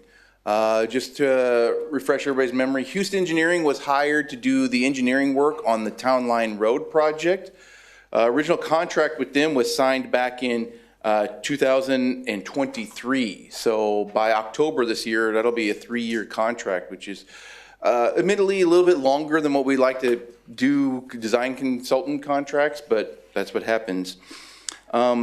This project, as you may know, as you do know, that received federal money late in the design phase of the project, this February, March timeframe. That triggered some additional federal review, some additional engineering work, namely an archaeological review through the Office of State Archaeologist. There's, interestingly enough, in our state, there's only certain consultants that are approved by the state to do this kind of work. So that forced Houston Engineering to hire a sub-consultant. 106 Group is the name of that sub-consultant, and they derive their name out of the federal legislation that says you have to do these things on federal projects, Section 106 in the Federal Code of Regulations. That was $55,000 of additional work right there because of that. The whole contract amendment is totaling just over $98,000 worth of work that Houston Engineering is requesting. A lot of it is due to additional work. There's $22,000 of it was to do some redesigning or look at some additional alternatives due to right-of-way negotiations that we weren't able to get right-of-way at a couple, 3 parcels. So they were asked to do some re-engineering, see if we can realign the roadway. Like I said, the $55,000 to the 106 Group. Houston is needing some additional cost just to process their work to make sure it meets the federal requirements. It's $6,600. Just because the project has kind of extended longer, there's been additional meetings with the consultant, additional meetings with the township, obviously, additional meetings with us county staff that's doing the right-of-way negotiations. That has added to additional engineering cost above the original contract. And some minor things they're requesting a little bit because, like I said, this contract was originally signed in 2023. Internally, they have some internal, labor cost increases over the last 2.5 years. And so that was about $2,400 of this request. So like I said, in total, they're requesting an additional $98,134 to the original contract amount. Okay, what are the wishes of the board? Mr. Chair. Turn on your I'll move microphone. with a question. You have to turn your Second. microphone on. Oh, that too. Please turn your microphone. I'll move it with a question. Okay, Get a we second. have a motion by Commissioner Persky, second by Commissioner Clark. Chris, as this increase is on the engineering part, but that funding isn't going to come out of the grant money, is it not? It's not coming out of the county budget. That's correct. So that's the next agenda item. So if this goes forward, that leaves the need for the following agenda item. Okay, all right, just want to make that Okay, clear. any further discussion? If not, Commissioner Johnson. Thank you. I have a question of you, Chris. When Houston Engineering presented a proposal to do this work, don't they build in contingencies knowing that you're in the process of looking for federal funds? It may require an archaeologist. Do you understand my question? Should they, basically you're asking, should they have anticipated these costs and had those figured in when the original contract was signed? Some do, some don't. Basically what they're telling me is that they didn't have any additional contingencies built into their original fee that they proposed, and that the fact that they need to hire a sub-consultant to do this led to the need for additional contract fee. Yeah, I'm just impressed that they wouldn't have had that in the plan and their original proposal. I guess I'm surprised that all the increase in costs, including their employee costs, passed through to us. Yeah, interesting. I think one thing to note that they noted here too was that the initial completion date was anticipated to be September of 2024. And I think everybody on this side, we hope that we would have full funding for the construction project by 2024 too, including receiving federal funds. That just didn't happen. It did require some additional work to try to get that, additional work to get the plans approved and finalized. A lot of additional work on just even getting the right-of-way negotiated, so. I see. Mr. Chair, Commissioner I can Johnson. answer a little bit of that. For example, the federal funds, we weren't guaranteed those federal funds. We would get put on the list, and then that year, there was no congressional directed spending funds distributed. So then it waited another entire year. Okay, so they maybe didn't even think that we were going to be getting those funds. But Commissioner, I also, the archaeological study, it amazes me that we have to do an archaeological study through a swamp. I mean, it is wetland, it's been wetland for how many years? And yeah, we have to go through that process. Sure. Commissioner Johnson? You said was the federal grant around 11 million? No, the federal grant is about 1 million. 1.5. Yeah. Where am I getting 11 million from? Was there something else out there? That could have been 322nd, but. Okay, that might have been it. All right. But we have 7.5 from the state was the original, yeah. Okay. So you said this will come out of the federal funds, that 1 million, whatever that number is. So these fees will be covered by that state grant, the local road improvement grant, the $7.5 million for that, so. And that isn't already spent? Correct, it is not spent. No, I mean, the cost wasn't already accounted for in that 7 million. I guess that $7.5 million came from an overall project estimate of about $10 million, and that included engineering and construction cost. Okay. Okay. So you think this won't cause us to shift from something else? That would be the trade-off. Well, and when we get into the grant discussion, even though these costs can be covered by that state grant, it does make $98,000 less available towards construction costs.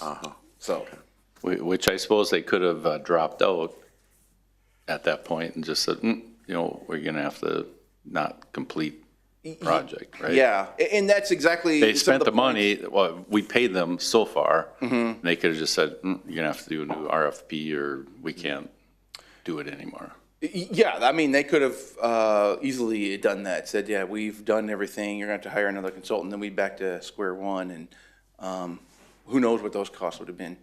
But what I was going to add, too, is like our conversations with the townships, too. Obviously, you know, there's 3 townships and a city that is in an agreement on this project. They kind of had the same opinions. It kind of pains us all that we're having to incur these costs, but we're really close to the finish line on this project, and if this is what we got to do to get it across the finish line, this is ultimately what we got to do. Commissioner Bertram. Now that we're ahead of ourselves, so who's going to make up the $98,134 that are taken out of the construction that might be needed in the construction unless we get, has this been bid?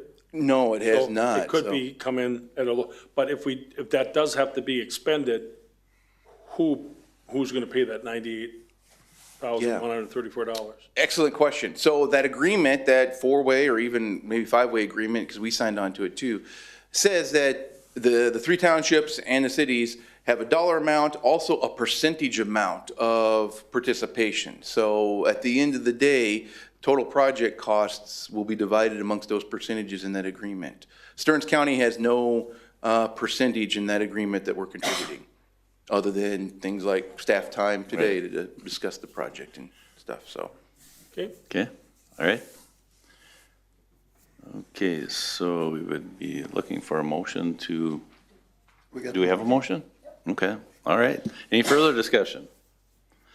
Hearing none, all those in favor signify by saying aye. Aye. Opposed? Motion carried. Item number 2. All right, so as we previously alluded to, this is MnDOT Agreement 1055407 is the Local Road Improvement Program grant for this project. Fortunately for the county, the grant proceeds were written so that it covers engineering and construction costs. A lot of times LRIP will only cover the actual construction costs, so we're fortunate that it can cover engineering. So considering this was the second, what we just approved was in the previous agenda item was the second contract amendment to Houston Engineering. This grant agreement is being amended to increase the engineering cost to $413,701. And if approved today, this will go to MnDOT for their signature, and then all the engineering costs will be covered by this state grant. Okay, be looking for a Move motion. approval. Okay, thank you, Commissioner Clark. Thank you, Commissioner Johnson. Further discussion? Further discussion? Seeing none, all those in favor signify by saying aye. Aye. Opposed? Motion carried. All right, thank you. Just a second. Commissioner Persky.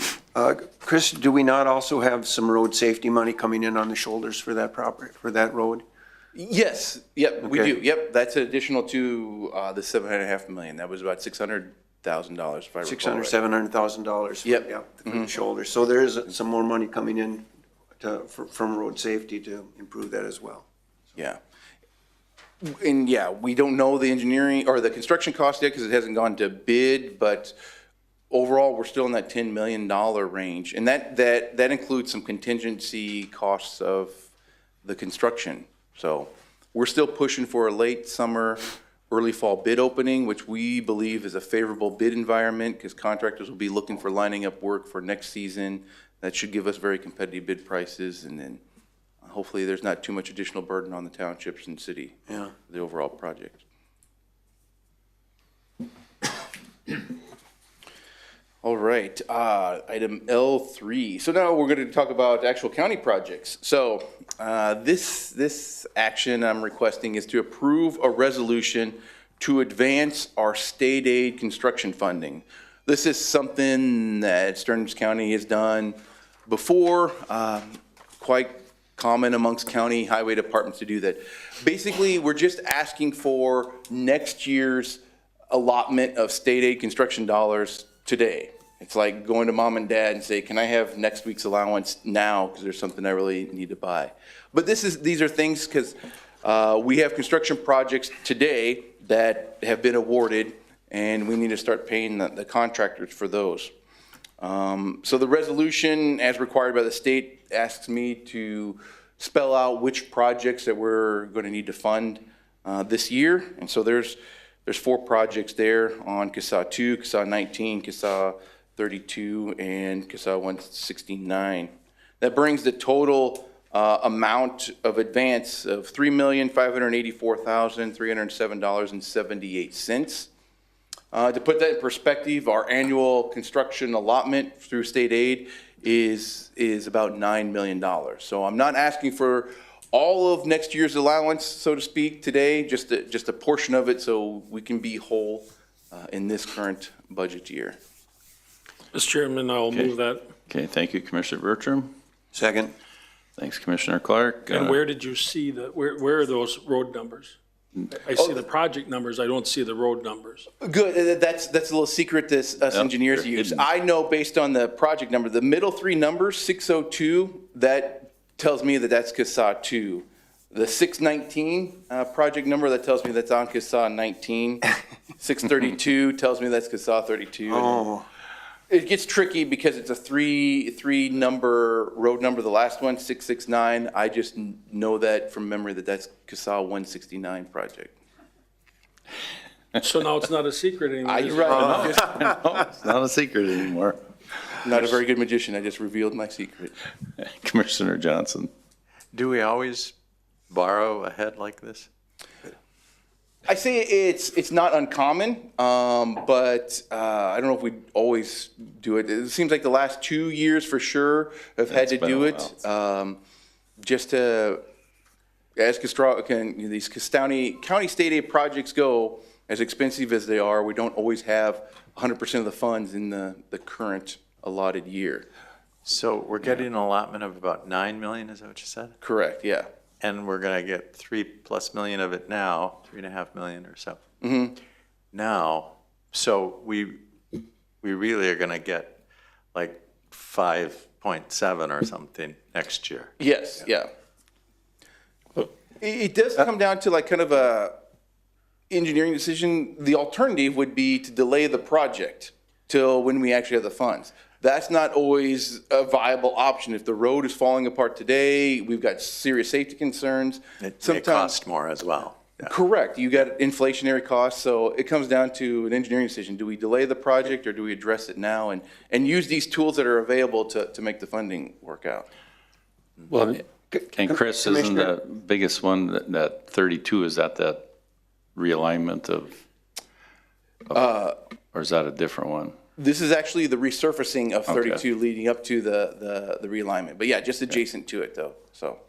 Commissioner Persky. Commissioner Johnson, yeah, it's more of an art than a science, and oftentimes the cook takes a look at what ingredients they have and how they're going to cook it, because next year, you might have another project that's located next to it, and so then you might be able to get better bids because the same company might be bidding it. You might have access to gravel because there's a pit operating, and so actually borrowing ahead oftentimes does make sense and saves us money in the long run. Yeah, I understand that. I guess I was thinking if the allocations in the future diminish, they become less than 9 million, then are we in trouble? Okay, Chris. Well, I was going to say, well, these are committed funds. So these are dollars that have already been committed. So we're borrowing ahead from those dollars rather than waiting for them. So in the present negotiations that we're working on in Region 7 and in Region 3, we're already out to 29 and 2030 with the funding. And what kind of numbers are we looking at then? Those are the dollars that will get appropriated. So these dollars have been appropriated, but we're borrowing ahead to get the project done, but the dollars will come in because they've been committed to us. Per the state's biennium or what? Per the approval of their budgets. So those monies have already been committed in both either the state or the federal budgets. For years 27? Or 28 or even 29, correct. Okay, and you're confident that those committed numbers will be enough to do the work that needs to be done in those years, even though we're borrowing some of the funds? Right, because it's for that project. Yeah. I would also just like to add, these state aid dollars are also coming out of the HUTDF, the state's HUTDF. So in this current legislative session, we heard a lot about rolling back tab fees, and that caused concern because there was a calculable shift from that. So that it would be a concern. Fortunately, the state was able to throw some cash to make up that difference. So for the next biennium, we know the HUTDF is supposed to stay whole or stay at the current funding levels. But that is something that my job is to continually look at that and then bring up if we need to make adjustments to our 5-year plan. So to Commissioner Persky's point, that's why we do establish a 5-year plan, because we're asking for those funds, 4 and 5 years in advance of when we're actually constructing it. That would be the downside, is if at the state level, the HUTDF is no longer whole and seeing diminishing revenues, that would maybe force us and many other counties to adjust our 5-year plans and eliminate projects or even push them more into the future and find alternative funding sources. Mike?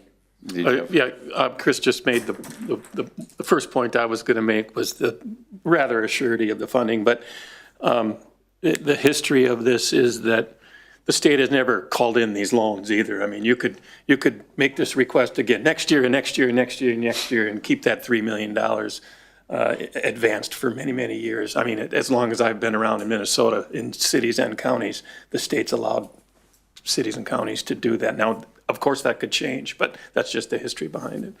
Yeah, it's zero interest, so it's, in my opinion, better than us trying to bond for a project that we need to get done now. Let's just borrow ahead from us and just adjust our program accordingly to make sure we have the funding that we need to do our projects.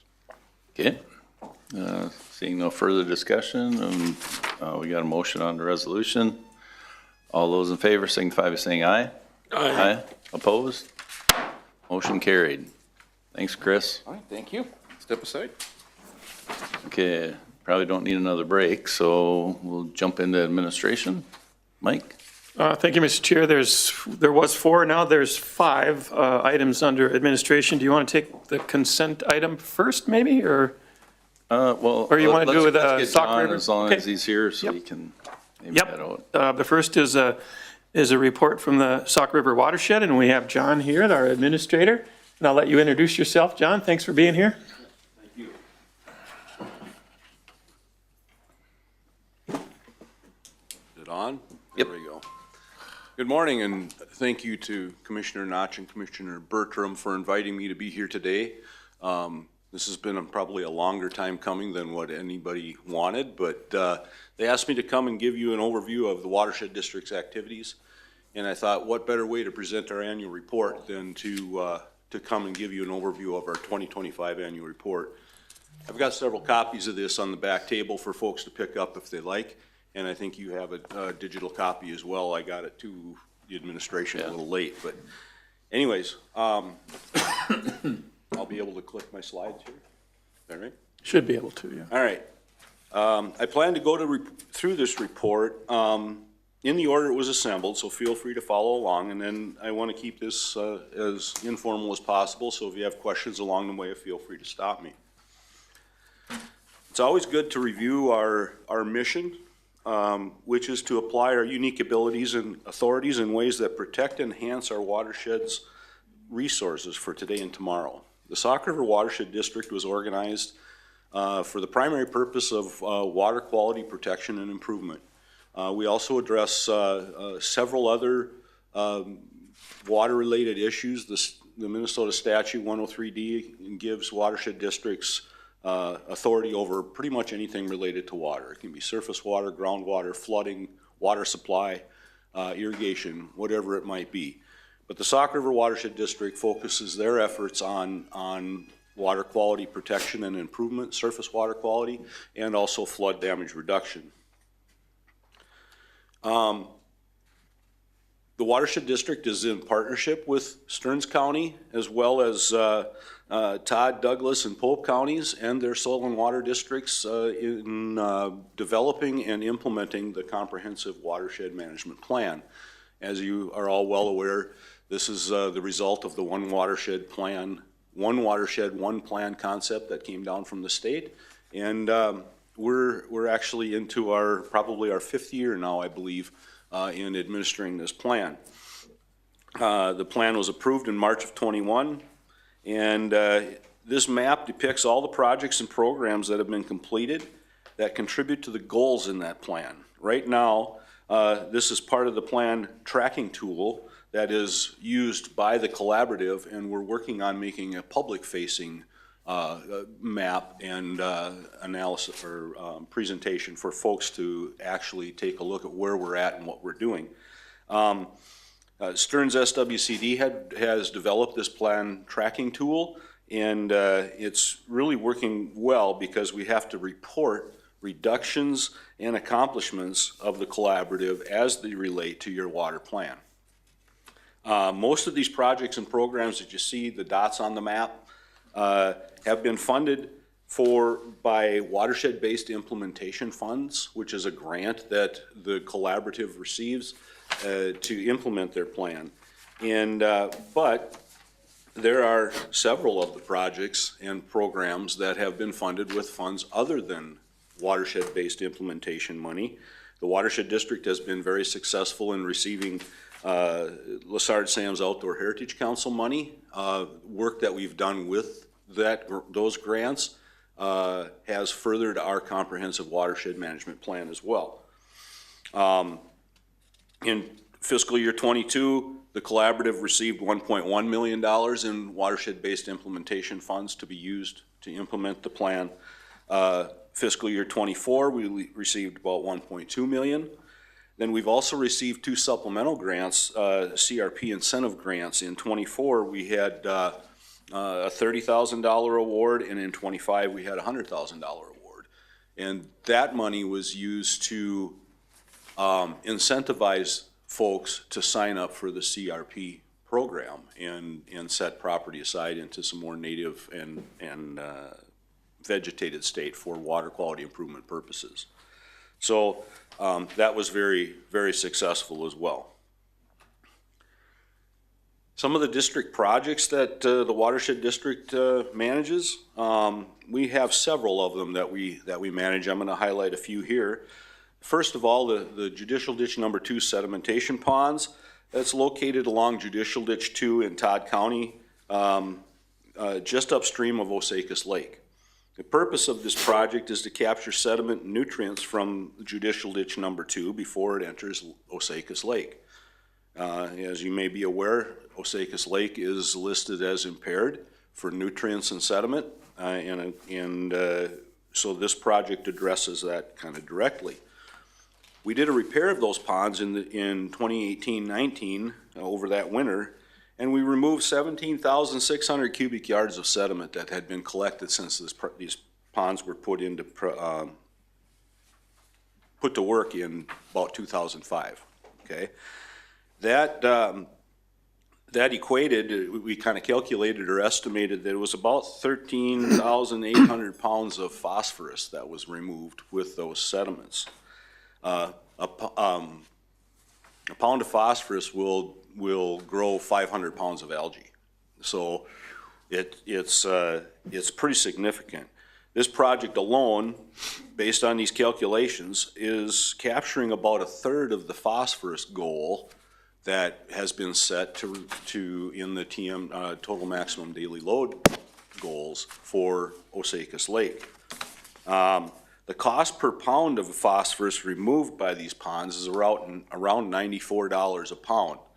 When you compare that to using agricultural best management practices needed to achieve that same result, they would cost about $769 a pound. So it appears that this project is very efficient, cost efficient as well. After the repair of those ponds, we had some controversy when the assessments were certified and showed up on the tax statements in the assessment area. So some are questioning the efficiency of these ponds. So the board has directed their engineer to do an analysis of their cost efficiency as well as their efficiency of pulling phosphorus and nutrients out of the water above Osakis Lake. That report is expected, I believe, in July here now at our board meeting. We'll see. We're going to decide where we're going to go with these said ponds. So, board also manages a project called Crans Lake. That's another picture on this screen to the right. It's a structure located to the south of Westport in Pope County.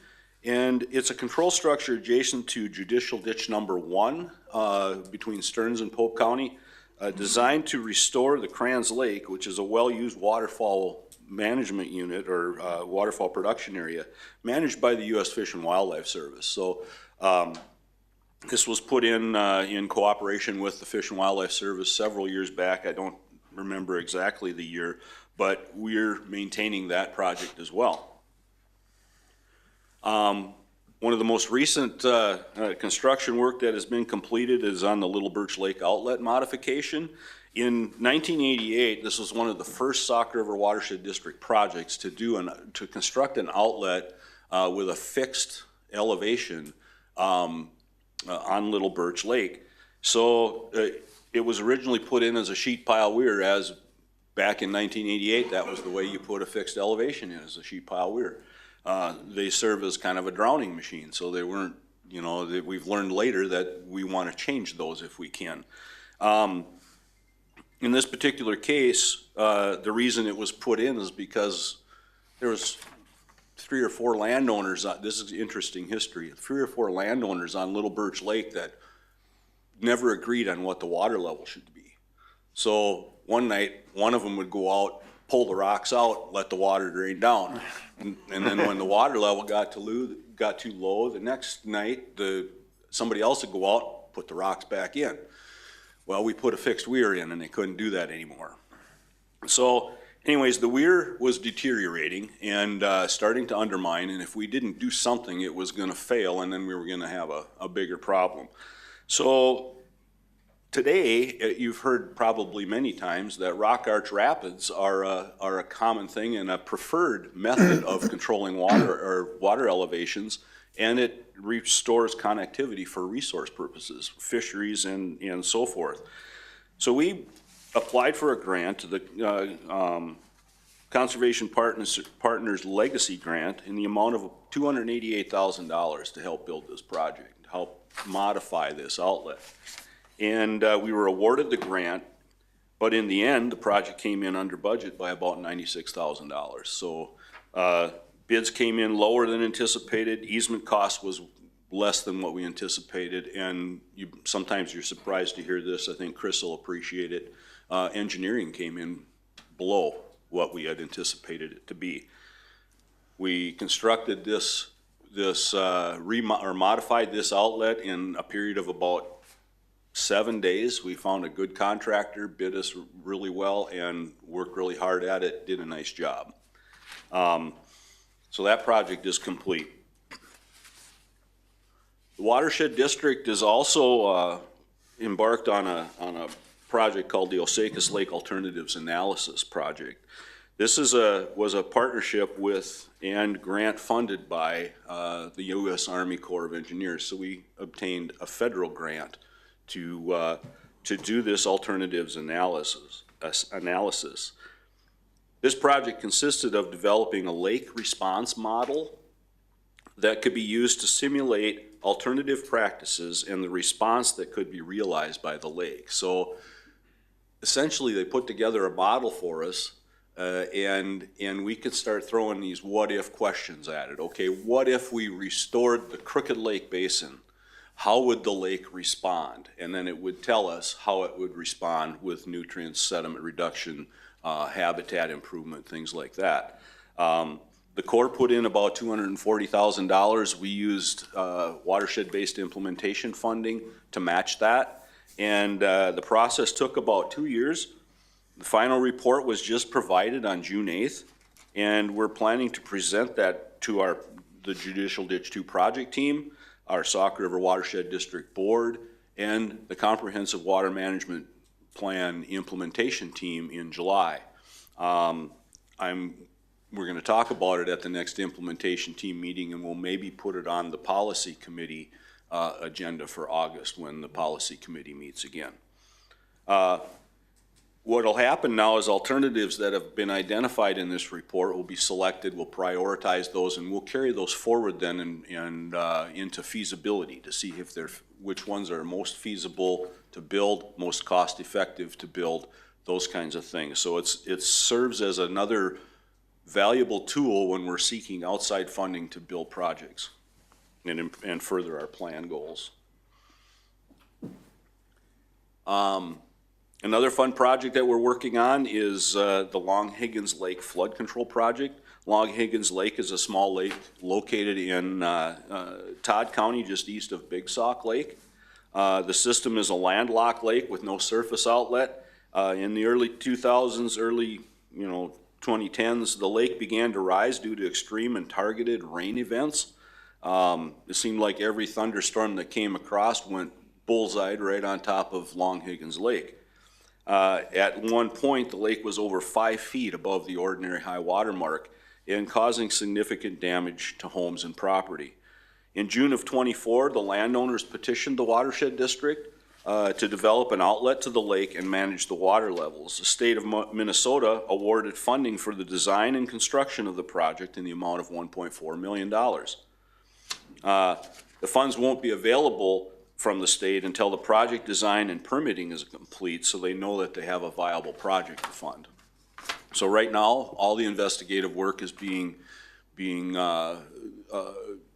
paid for through the Watershed District General Administration Fund with reimbursement to come if the project either goes forward or doesn't. The petitioners needed to post a bond to protect the citizens of the watershed so that they would not end up having any additional cost on this investigation. But and initially, the idea was to take that outlet out of the north end of the lake and run it gravity down into Big Sauk Lake. We got about 30% into that investigation, and the DNR showed up at our door and said, hey, we got invasive species in Little Long Higgins Lake now. We have zebra mussels. The law does not allow you to transfer aquatic invasive species from one water body to another. So that idea was basically put to rest. The legislation that appropriated the funds said we had to do a gravity outlet from Long Higgins Lake to Big Sauk Lake. We had to go in and get an amendment to that legislation. We started scratching our heads and we found a depleted gravel pit that we could drop this water in and infiltrate it into the ground, infiltrated and evaporated. That is an acceptable way to move AIS infested waters. So we began furthering that investigation, and we just got a preliminary engineer's report back a little over a month ago that put the estimated cost at about $1.2 million. So the state has got enough money appropriated to cover this cost. Of course, then the landowners, I met with them last night, said, well, if it's only going to be 1.2, can we put that other 0.2 into our operations and maintenance fund? And I said no, because the legislation says it's to design and construct an outlet. So if it's less, it's less. But we'll set up an assessment area around the lake. There's about 25 landowners on it, and for operations and maintenance going forward. So we're working on the final engineer's report right now. We're going to work on easement information acquisition for, we've got 2 landowners that we need to get some easements from, and then we'll have a final hearing hopefully here early fall, late summer, early fall, and then we can advertise for bids late fall and hopefully get in on that good bidding atmosphere at the time, because people are looking to line up work for next year. The Outdoor Heritage Program, I alluded a little bit to the funds that we've utilized to implement or further our plan goals, but the Watershed District has been instrumental in forming a partnership with Minnesota Land Trust, Pheasants Forever, Great River Greening, and along with the technical support provided by the Soil and Water Conservation Districts from all Todd, Douglas, and Stearns County, and the DNR and U.S. Fish and Wildlife Service. This partnership has been awarded 5 Lessard Sam's Outdoor Heritage Council grants to the tune of about almost $19 million. Many permanent easements have been secured. Wild rice restorations have occurred. Wetland restorations have been completed. The Cold Spring Fen has been restored. One of the larger projects completed include the Gary Ellis Wetland Restoration, again in the headwaters of the Sauk River watershed, above Osakis Lake. Fish and Wildlife, here's a partnership again. Fish and Wildlife holds the easement on that property. The Watershed District did all the contracting to build the structure on that property, and they restored about a 68-acre wetland basin.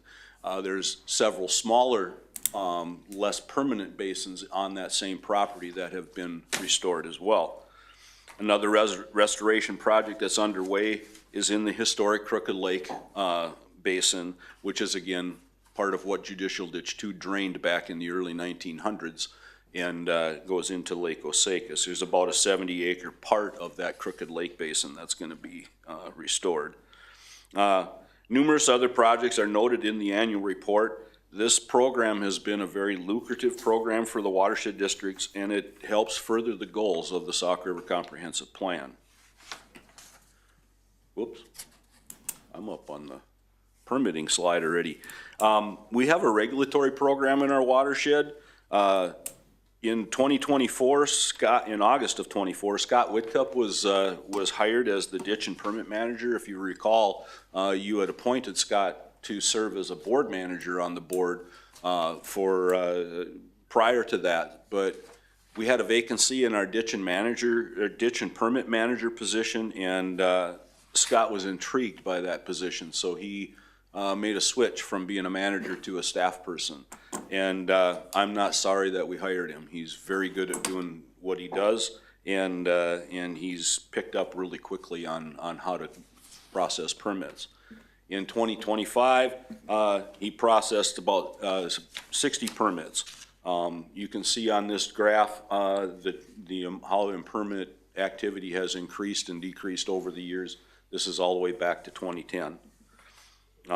In 2025, we hired a seasonal technician to assist with all of our departments, but mainly to work in the permitting department and help us get caught up on the closing out final inspections and closing out those completed permits.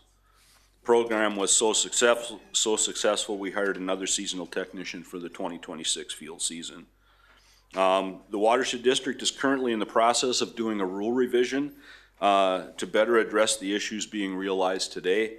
And the rules were last updated in 2010, so it's been 16 years since we've done anything to adjust those.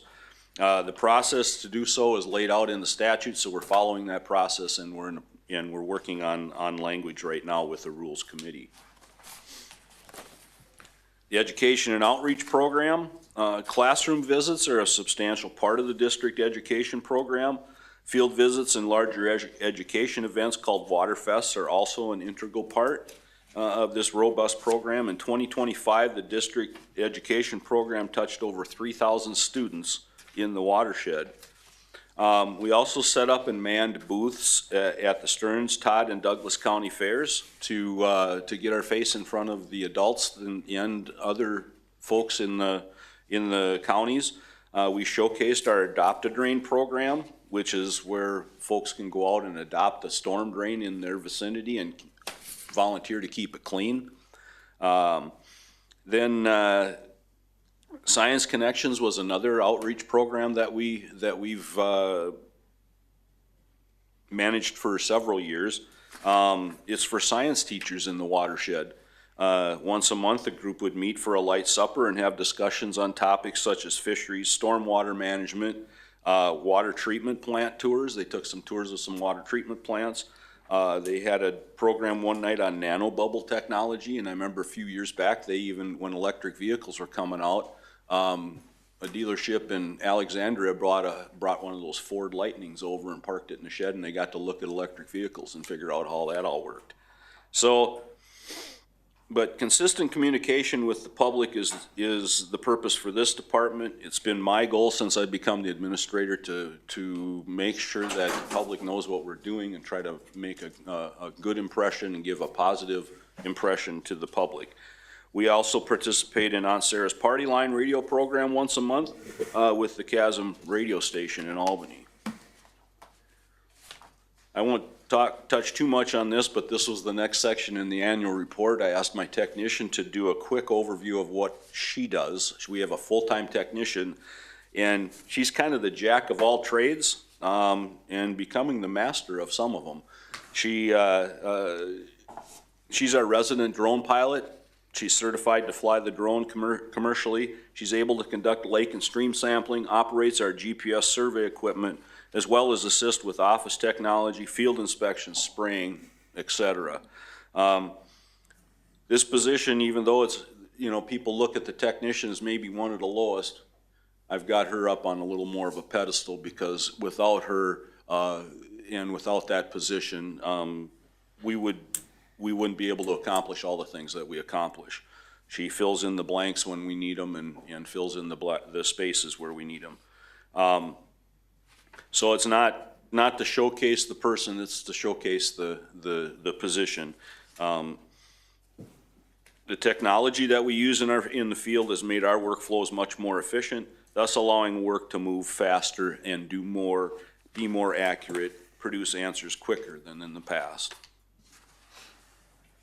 We have a monitoring program in our watershed district that usually kicks into gear as soon as the ice is off the lakes, rivers, streams, and so forth.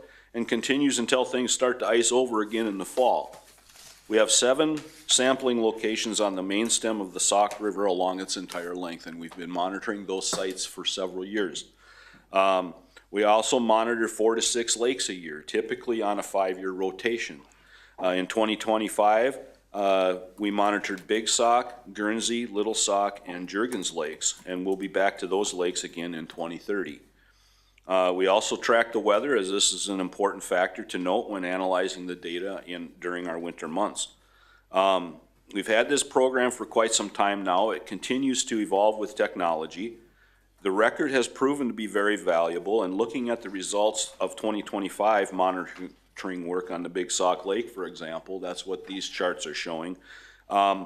It shows trends over time. In this case, we're seeing a positive trend in water quality with total suspended solids several times in the last 20 years, and appears to be improving since 2007. Phosphorus has done the same thing, along with secudisc readings, which are a measurement of water clarity. Obviously, you look at this graph, you'll see some anomalies for some years, but it could have been weather-related that caused something to happen there. But overall, we're seeing improvements in water quality in Big Sauk Lake. This is not just for Big Sauk Lake. We're seeing those improvements in a few other spots on the river as well. So what that tells me is that what the watershed district and what the soil and water districts and what the extension service and all those folks are doing out here to better the environment is working. So we need to keep our foot on the gas and we need to keep it going, because then we'll maybe realize our goals. Mr. Chair, that was a question we had at our last watershed meeting, is with the implementation of the buffers, do we have any really significant information that tells us that the buffer projects have made a dramatic impact or an impact on quality of water in the rivers and the ditches? I don't know that we have specific study information that says what that has done to the improvement of water quality. I like to believe that in general, any practices that we've done have contributed to that improvement in water quality. Not only buffers, but shoreline restorations and stabilizations. Ag practices such as cover crops, minimum tillage, what they call WASCOBs, water and sediment control basins that they can build in a field to stop erosion from happening. That kind of stuff. I think it's a combination of all, but I don't know that anybody has researched it to find out how much buffers are actually contributing to that improvement. Yeah, we have the assumption that, and with the belief that it is going to improve the water quality, Right. But do we have the numbers to support it? We do know that buffer strips as a practice do reduce sediment movement and nutrient movement, because they'll slow the water down, the sediment drops out, and then the nutrients are taken up by those plants. But how much it's done to show, contribute to these results, I don't know that. Okay. But it's a good question. The next part of our report talks about, gives a financial summary. It's just that. What we share in our report is the revenues for the year and the expenses. We just received our 2024 audit report. In 2022, the district lost their auditor, and in 2023, our accounting firm took a hike. They didn't want to work with us anymore. So that put us behind in our required annual audits. It was almost a year later, we were able to locate another auditing firm, and they've been working diligently to get us caught up. And I think it was kind of COVID related. It was a spinoff of the fact that, there wasn't a lot of folks going into that line of work anymore, and people were switching gears. We also acquired another accounting firm to assist with our audit preparation and move things along. We just received, as I said, our 2024 report, and we're planning on having our 2025 audit completed by early fall, and then we're back on track. So at the end of 26, we'll be able to go right into doing our 2026 audit. Because of the audit delays, you're seeing the unaudited numbers in this report, and once they're complete, those numbers will be updated as appropriate, and they'll show up in the following years. And finally, talking about the Sauk River Watershed District also serving as the Sauk River Drainage Authority. We've been very busy with 103E drainage system maintenance. We're the drainage authority for 12 legal drainage systems constructed in the late 1800s to early 1900s. None have been subsequently improved. They've been basically just repaired. The 2025 season started with beaver problems on 3 systems, and spoil leveling and seeding was also completed in 25 following vegetation removal in the 2024 season on several of these systems. With the assistance of our seasonal technician, surveying of the buffers and channels, spraying, inspections, and marking buffer strips was completed. So keeping landowners in compliance with the buffer laws, making sure the noxious weeds in the vegetation are cleared out of these systems so they function, that kind of thing. The drone has been a lifesaver and a time saver for doing ditch management work and inspection work. We use it frequently whenever there's a specific issue or just to do an overall inspection of the ditch system. When you can pop a drone up and fly for 15 minutes and find the beaver dam versus spend a half a day trying to walk the system and find it, it saves a lot of time. Ditch 17, which is out here in Waite Park area, was a focus of larger repair work in 25 with the task of tree and brush removal along the system, buffer strip, and channel proper. Final touch-ups were completed in spring 26, and a full survey of the system was completed in late 25. In July here now, we're going to have a presentation of the repair report, our engineer's report on how much repair needs to be done on this system.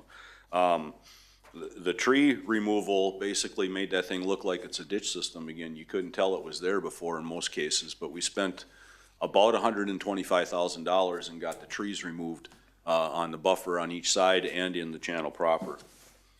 Ditch number 19 was surveyed in the winter of 25 and 26, but there's no repair currently recommended. You can see some of the photos here. The ditch 17 photo is an aerial drone photo of the trees that were laying all over this system. We had an issue on ditch 15 where a road culvert collapsed. That's the ditch 15 in behind there, so we worked with the road authority to get that fixed. Ditch 15 also received a small repair to stabilize a bank near the outlet. That's the picture on the left of your screen. A new product was installed called InstaTurf. I don't know if you've heard of it or not, but as it's an alternative to riprap, and it's comparable to the cohesion that riprap would provide, but it's much more natural. This photo shows the bank 27 days after it was installed, and you can see the vegetation come through. When it's initially installed, it's green, and it looks like grass already. So you roll it out there, it's a mat that's got spaces in it, you seed underneath it, and it grows through, but it's a plastic type material, so it's very, very strong. We wanted to try it. We had a 150-foot bank problem here that we've been struggling with, so we said, let's try it. It's working fantastic, and it's a lot cheaper than riprap. The picture on the right is a picture of Getchell Creek up by Hemker Zoo after a heavy rainfall event in 2025. We're working in the Getchell Creek area too with some of the SARS-AMS money to try to do some stream restoration and alleviate some of these problems. That's all I have. Unless you have questions of me, I'll let you try to get back on track and get caught up. Anybody have any? A couple things, Mr. Chairman. First of all, the district is larger than most people realize or understand. When it rains in Osakis, there was people that lived on Lake Coronis, for long periods of time, and they didn't understand that when it rained in Osakis, that water ended up in Lake Osakis. I can't remember the time frame now. You probably know, but like a day and a half. So if it rained 5 inches in Osakis, people were taking their boats off on Cronus, and neighbors were saying, why are you taking your boat out? They said, well, the lake is gonna rise. And they didn't believe that, but it's a humongous watershed district. Appreciate the efforts that you make in going to the lake associations, the chain of lakes, Pearl Lake. I attend lake association meetings, and your staff are there. Again, that's where the people are, that's where your message needs to be, so I appreciate doing that. I get a lot of feedback on permits, and I know Scott's doing a good job of catching up on those, but for many years, people were paying for permits and never saw anybody. And that was definitely a disconnect, I think, from people. The Justice Center, I forget the number now, I asked Kevin, and I don't think he's available, but it's huge, what we're paying in permit fees for the Justice Center. And I asked Kevin, well, is someone gonna come and inspect the site or anything? He said he didn't anticipate that at all. So it's not a criticism, it's an observation. And I've had people that have completed their project on a farm, and 2 years later, they were told that they needed to do something before they completed the project. Well, it already had been completed 2 years. So that disconnect, and I think Scott's helping catching up on those permits. Because it's kind of like when I got to council first in Painesville, we had a building inspector from out of town. People were required to get a building inspector for shingles, water heater replacements, whatever. And we found out pretty quickly they weren't doing the inspection. Well, the whole point of getting a permit is to make sure the job's being done right, whatever. So that disconnect, I think, continue to work on that, I guess, would be my advice. And Yeah, and that's part of the reason we put on seasonal help to get through the inspection processes and make sure that these permits aren't standing out there, open for so long. And also to be able to get to sites when construction is starting so that we can inspect them and make sure that they're doing their erosion control practices and that they're developing their stormwater treatment the way they've got it designed, and then also be there to witness their tests when they test their stormwater treatment to make sure they infiltrate correctly. That's been very critical, and one thing I'll do for a plug for us though is we can't charge you a permit fee for your Justice Center because it's another public project. So it'd be taxpayer money, a taxpaying entity for a permit.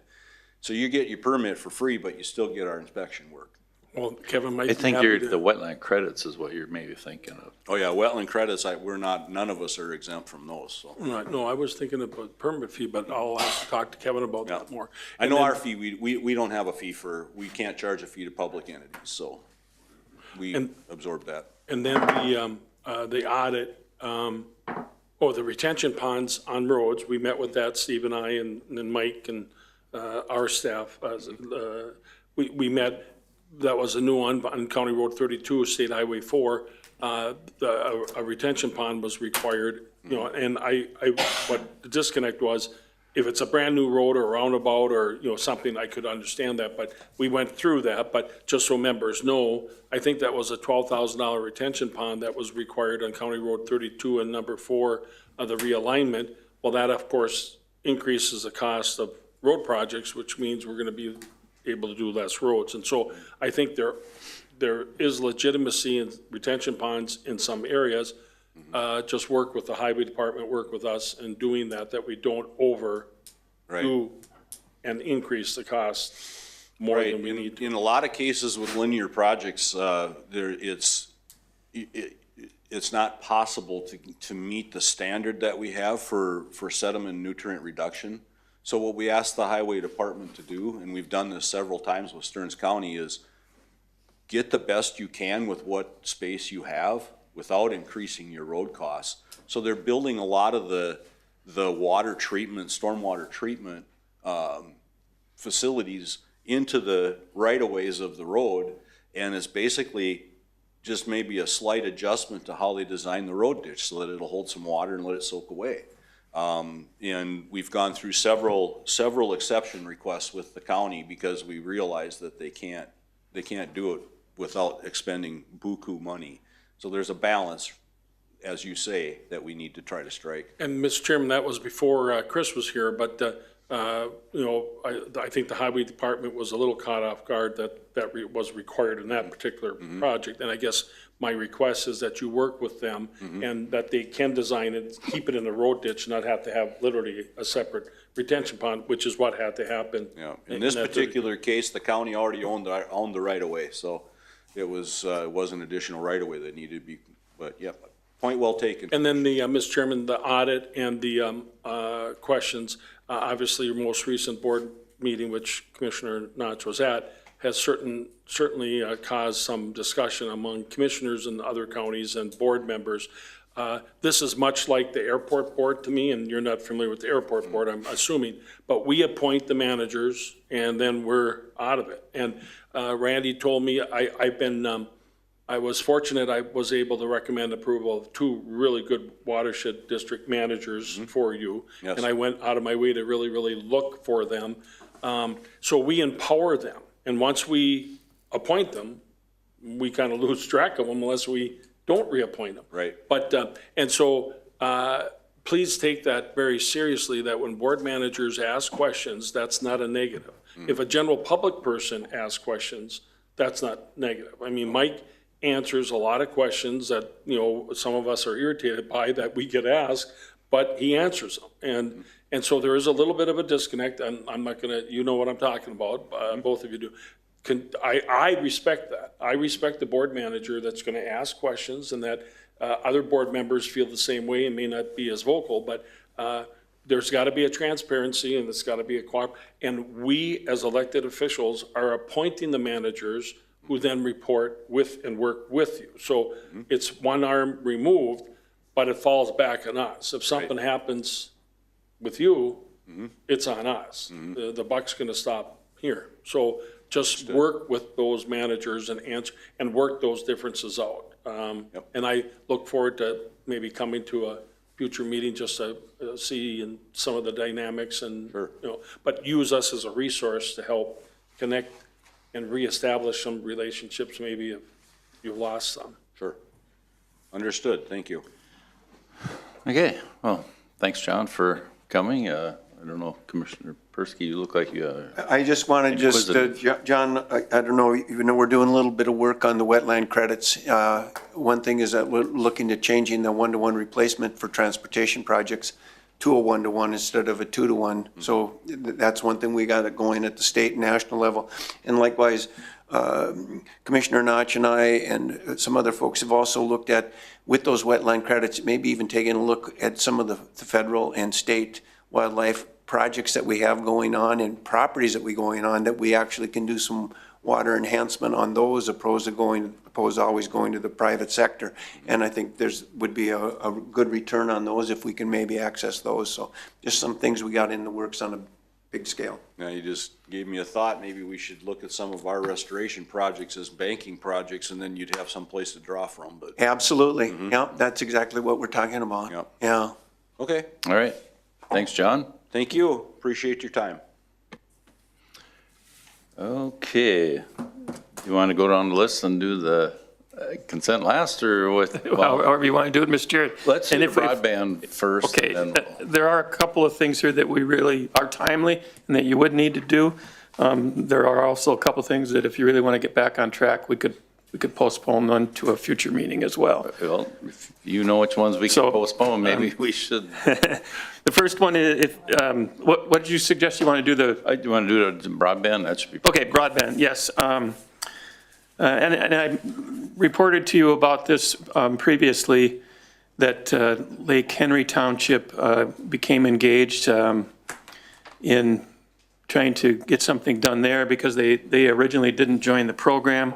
There was a couple of folks there, Cindy Spanier and Annie Stolberger, that did a lot of ground level work to get residents to sign it's actually signing up for the state line extension program and engage with the county in our program. And so Runestone and Arvig made applications in that line extension program. Runestone was successful in I was going to try to show you the map here, and maybe you recall it looked like a duck. But they were successful in that application and funded about 66 premises in Lake Henry Township, and leaving about, I think the number is, I put it in the 74 premises that are outside of that grant. So 74 more premises in the township that would need to be covered to cover all premises in the township. The reason Runestone didn't apply to do more than that was they were very concerned that they wouldn't be able to get the permitting for all of the lines done in time to get the project done by the end of the year, because this program is using federal funds that need to be expended by the end of the year. Well, it turns out they're finding out that the permitting process is going very quickly, and Runestone, through Mr. Hedstrom, is confident that they could get the whole township completed this year. We, the county, has funds that are coming back from our projects with both Arvik and Runestone, and a little bit more from some of our smaller projects that would be enough to entice or to subsidize Runestone into completing the rest of the township. If we don't expend these leftover funds from these two projects, those funds would go back to the federal government. They're part of our ARP funding. And as you know, one of the main things that the federal government wanted us to do with those funds was to spend, one of the priorities was to spend on broadband. So if we spend these on broadband, and the state doesn't need to spend it on broadband next year, for example, that leaves more for our program or other programs in the state. So the proposal that's before you today is to fund, with those leftover federal dollars, up to $794,288 to fund the rest of the township, to get fiber throughout the rest of Lake Henry Township.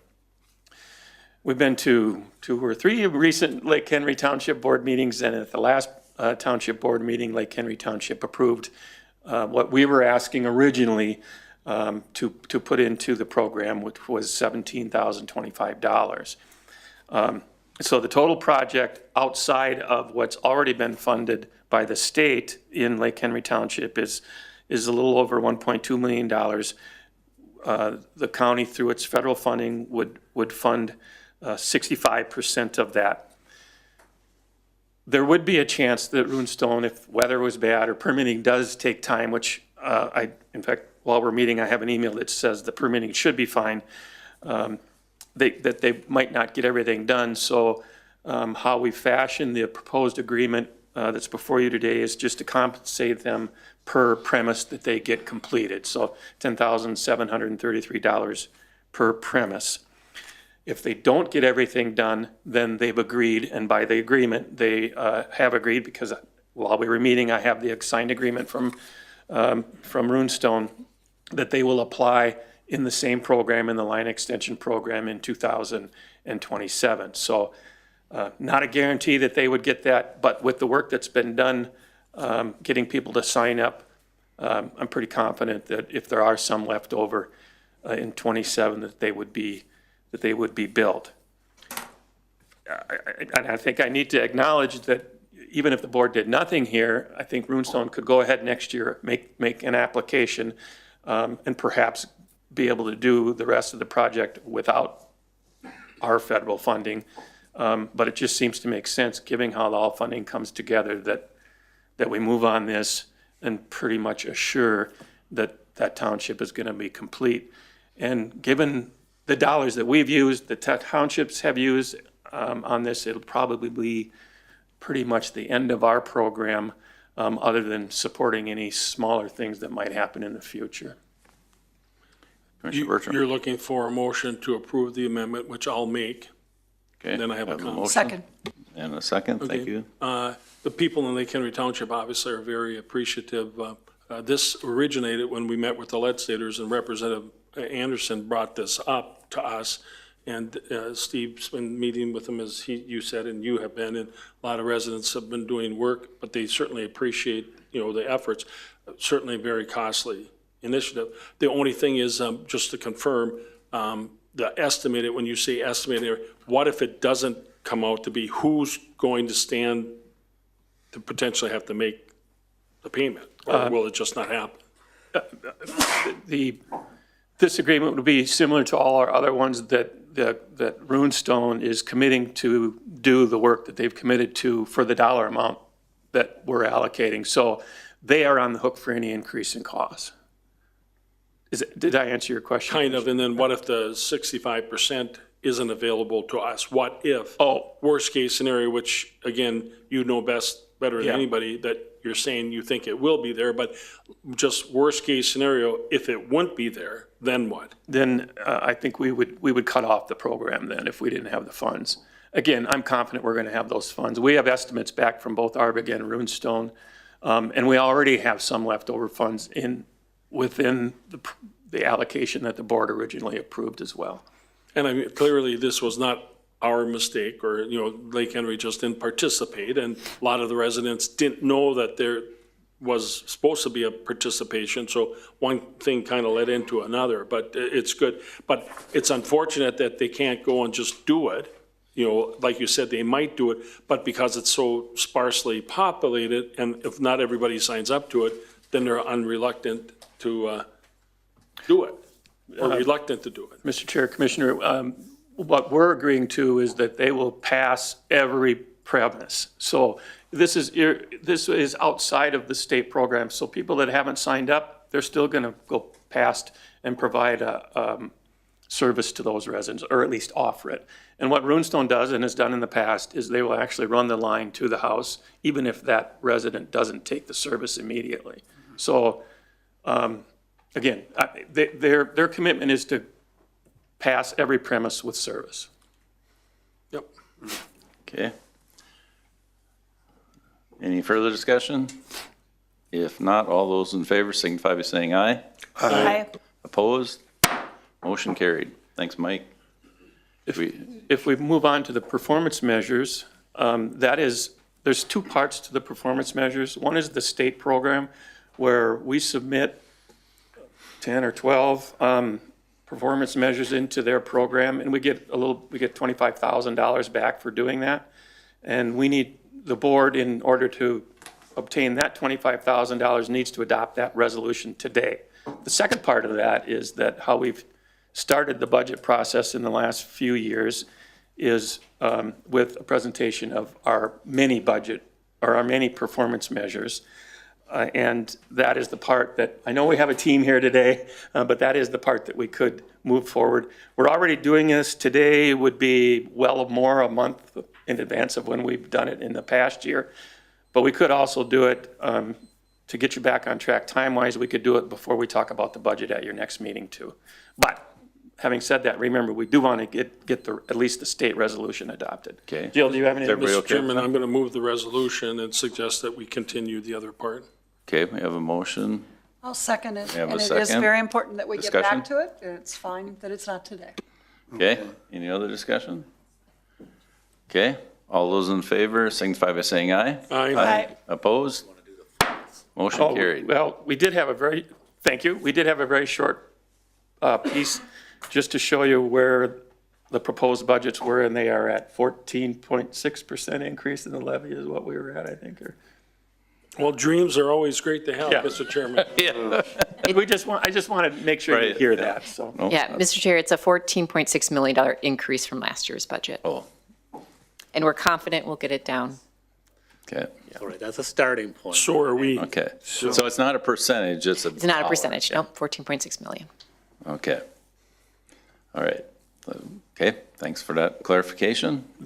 The other item is the strategic plan. Again, we could move that forward. If there wasn't going to be a lot of discussion, perhaps you could just adopt it. As you know, some of these things are things that I wanted to make sure we got done before I depart. Okay. Mr. Commissioner Chair, Clark. I'll move approval.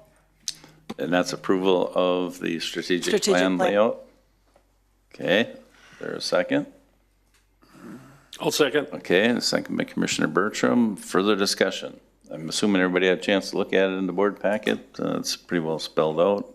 And we'll get updates like usual as it moves along. You'll notice in there that there's sort of a public facing or a more general description that is what we all created several months ago. And then we created more of a work plan type of document, and that's the one that you'll be able to see. The leadership team can communicate about regularly and can be communicated back to the board on a regular basis too. So that's how we've fashioned that so that it continues to evolve and hopefully things get accomplished. Okay, thank you. Okay, any further discussion? Seeing none, all those in favor signify by saying aye. Aye. Opposed? Motion carried. Thanks, Mike. And then you have number 5 from the consent agenda. Correct. And that is a, And you gave us a new handout this morning. yes, you have a new letter. This is really a reboot of a program that started, I think it was 2017, where there's a federally you designate low-income areas, tracts, zones, and then those areas, if designated by the state, the governor actually, then they become eligible for some tax incentives. And so there's a process where each county suggests to the governor which tracts to include in that program. Our new economic development district, Commissioner Clark and Commissioner Bertram, on that, they considered this and jointly wanted to propose 3 tracts that are in the city of St. Cloud. One tract is in Stearns, one tract is in Benton, one tract is in Sherburne. And so that is in here what is recommended be our number 1 priority to the state. So it's the first 3 there in the letter, the 111, the ones that are ranked 111. And then we had correspondence from both the city of Waite Park and the city of St. Joseph about including tracts within those communities. And you can see those ranked as number 2 and number 2. And we put Waite Park first. It's the higher poverty rate and the higher population, and then St. Joe. And then there was a number of tracts recommended by the city of St. Cloud, and then those are ranked accordingly after that.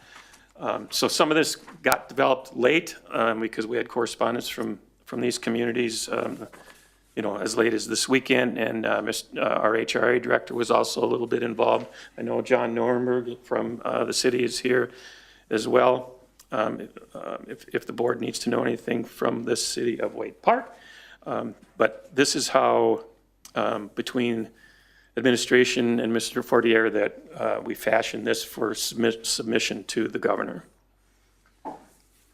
Mr. Chairman, it kind of came up at the meeting that Commissioner Clark and I participated in. It sounded like there might have been a little bit of a skip in communication or something where Benton and Sherburne had the letter and had this on their radar, and we did not. So Commissioner Clark and I both said, well, we'll make sure contact, and they'd had by the end of the meeting, I was not aware of these 3 submissions, and that's good. We're getting them identified. And the hope for me is that this is the first round and the beginning of this. But again, my concern, if you remember, the reason I voted against creating the district was not to do it just for St. Cloud and Waite Park and Sartell and St. Joe.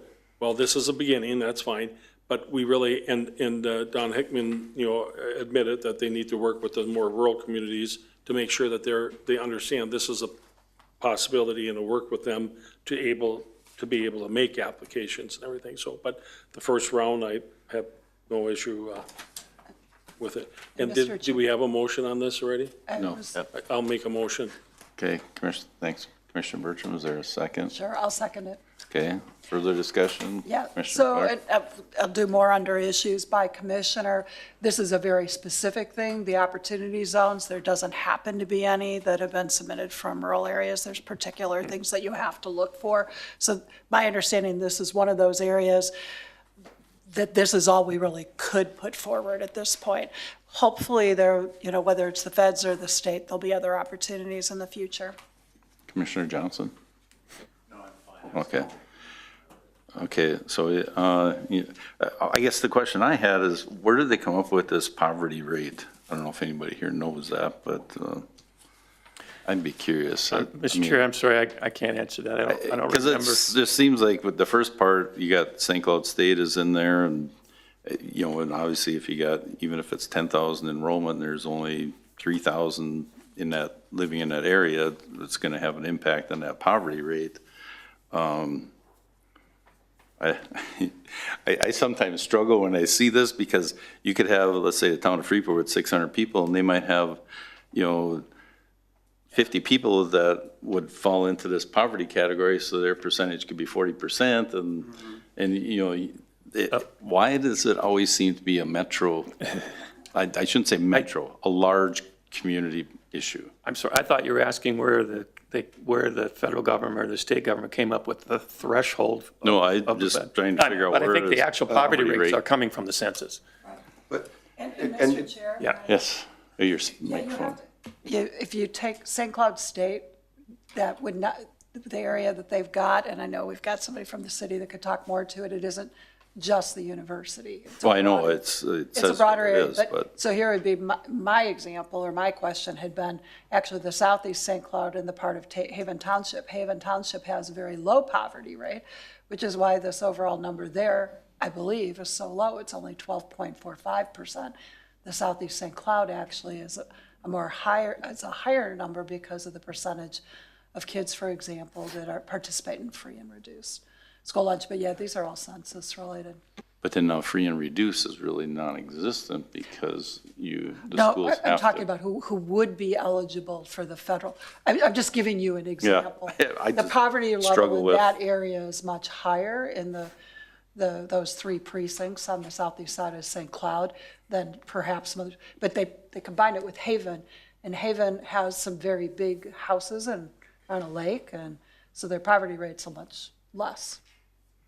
And I think, Mr. Chairman, what you're saying is exactly, my point too, is that rural communities have the same needs, but at a much lower, it's a lower need, it's not as great a population-wise, but they truly don't have the resources. I would say, and I've talked to Neil, our HRA director, of getting the communication out to those communities, this exists, and then to help them, and that's where the Initiative Foundation said that they would, in helping them apply for it, because they really don't, 100% aren't always aware of them, and they don't have the wherewithal to apply for it. And so the need is there, maybe at a much lower level, and that's hopefully what we can encourage. And I think, as Stearns County, I think we need to make sure that, again, they're very sensitive, the 7W, in making sure that they're doing something for Benton, Sherburne, and Stearns.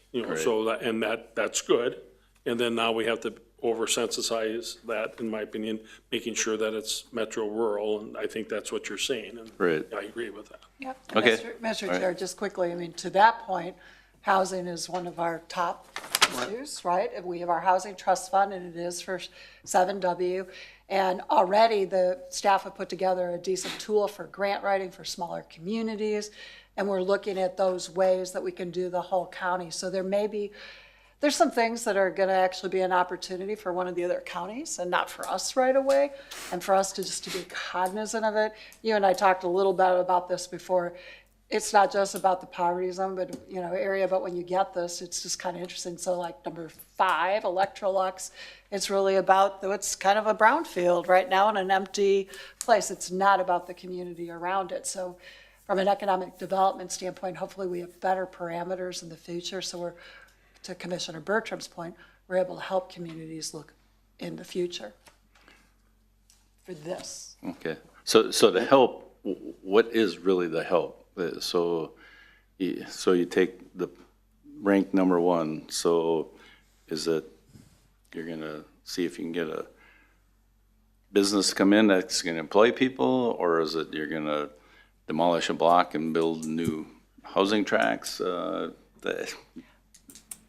Help clarify it. I don't want to be legardist, but it's. Yeah, there's federal tax incentives, tax credits that can come into play.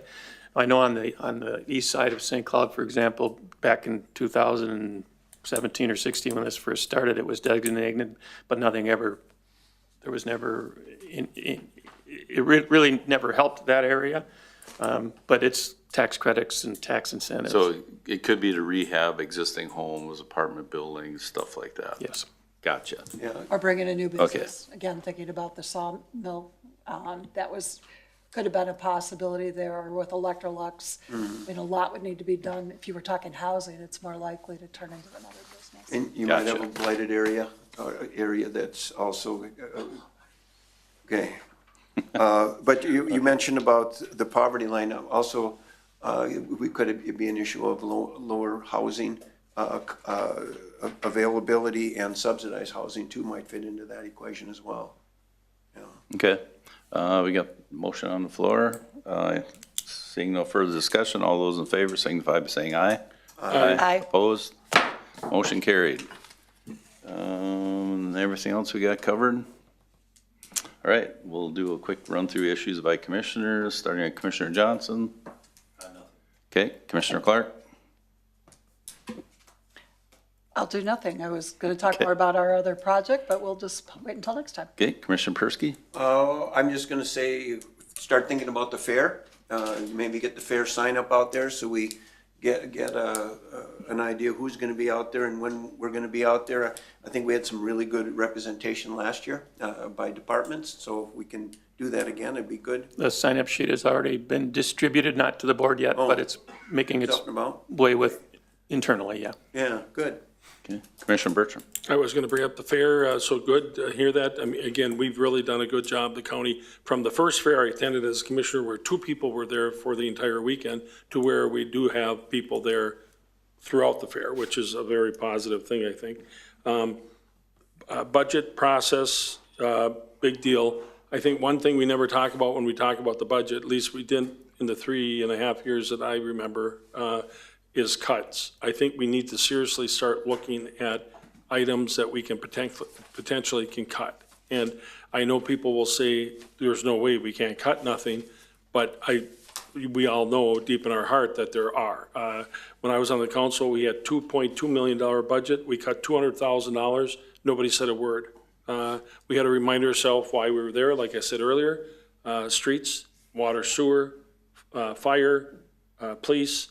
We have to reprioritize and refocus and tap into us to find it. And just a couple of things, you know, there are certain things, yesterday Commissioner Notch and Commissioner Persky and I were on Chasm, and when we were off air for a little bit, we were talking, and Commissioner Notch and I both said the labor union negotiation, 5% plus with the steps and lanes, we can't do anything about that. That's been negotiated, but it's going to come up next year. Some of these things we kind of get just thrown at us, I guess, in the better. It happens, you know, promotions of positions internally or hirings and then hiring them at the highest level. Those things all happen without our direct saying, well, wait a minute, you know, should we be doing that? Or so then it just compiles and all of a sudden we're throwing something that we really had no direct impact on, and now it's too late. Because once you hire somebody at the highest level within a range, it's just going to keep going up. And so some of those discussions we need to look at. The excess library funding, we've never addressed that. We're funding more to the library than what is our obligation. Again, does that mean we hate libraries or we don't want? No, that doesn't mean that. But we just have to pull back wherever we can. Board travel, we've never talked about that. Most counties I interact with say, so how do you approve who goes where? And I say, well, there is no approval. We just do it. And they can't believe that because every county that I've talked to kind of has like the chair goes, or if the chair doesn't go, then the vice chair or a designated member, and then they have a plan of what is going to happen. Or we've never had that conversation, and I don't know what our travel budget is, and somebody could say, well, it's 50,000 or it's nothing. 50,000 is going to mean a lot when we're starting to do what we can. So let's start having some of those more deeper discussions, in my opinion, to help us at the end discussion. Because as we know, this kind of starts evolving, and then by the time it gets to a certain point, it's beyond us and we can't do anything. And then suddenly we're throwing something that we're looking at going, oh my God, look at that. And some of that can be just creating a policy, you know, if that's what the board would choose to do, is creating a policy on, you know, travel or whatever it might be. Right. So. And with those discussions, to my opinion, we've never had that. And again, I'm just thinking some of those, it's going to hurt all of us, you know, and let's start having some of those discussions is what I'm trying to, I use those as examples, but that's what I'm trying to see. How can we do that? When do we do that? Obviously, sooner than later would seem to make sense. I'd like to have Mike make some really bad decisions before he leaves, so we remember him. Not me. Mr. Chair, yeah, no bad decisions, please. And I know you named a bunch of things. A big part of our budget and our mandates are the human services, and a lot of that's public safety, and that's huge. We don't have any choices, and so we just need to remember that. And because I know you served on the library commissioner for 9 years, the library board, we're under, it's actually our agreement. It's our JPA is what it's our together agreement about what we funded. It's our little libraries that are the reason. I mean, so we could together with the other 5 counties look at how we could do something different, but it'd probably be our little ones that would be hurt the most. So I think your point is well taken, and there's a number of, and I know you know this, there's a number of boards where many commissioners go to many things. So some of the smaller ones don't, but a lot of the bigger ones do. Mr. Chairman, Commissioner Bertram. I thought this was issues by commissioners, but if we want to have a conversation, Yep, I'm well, it certainly came up willing as to an do issue, that. so I'm adding my issue with it. Okay, that it, Commissioner Bertram? I think so. Okay, all right. The only thing I have is wish everybody belated Happy Father's Day, being that was 2 days ago. All right, with that, we will adjourn as we have a work session coming up upstairs, room 499.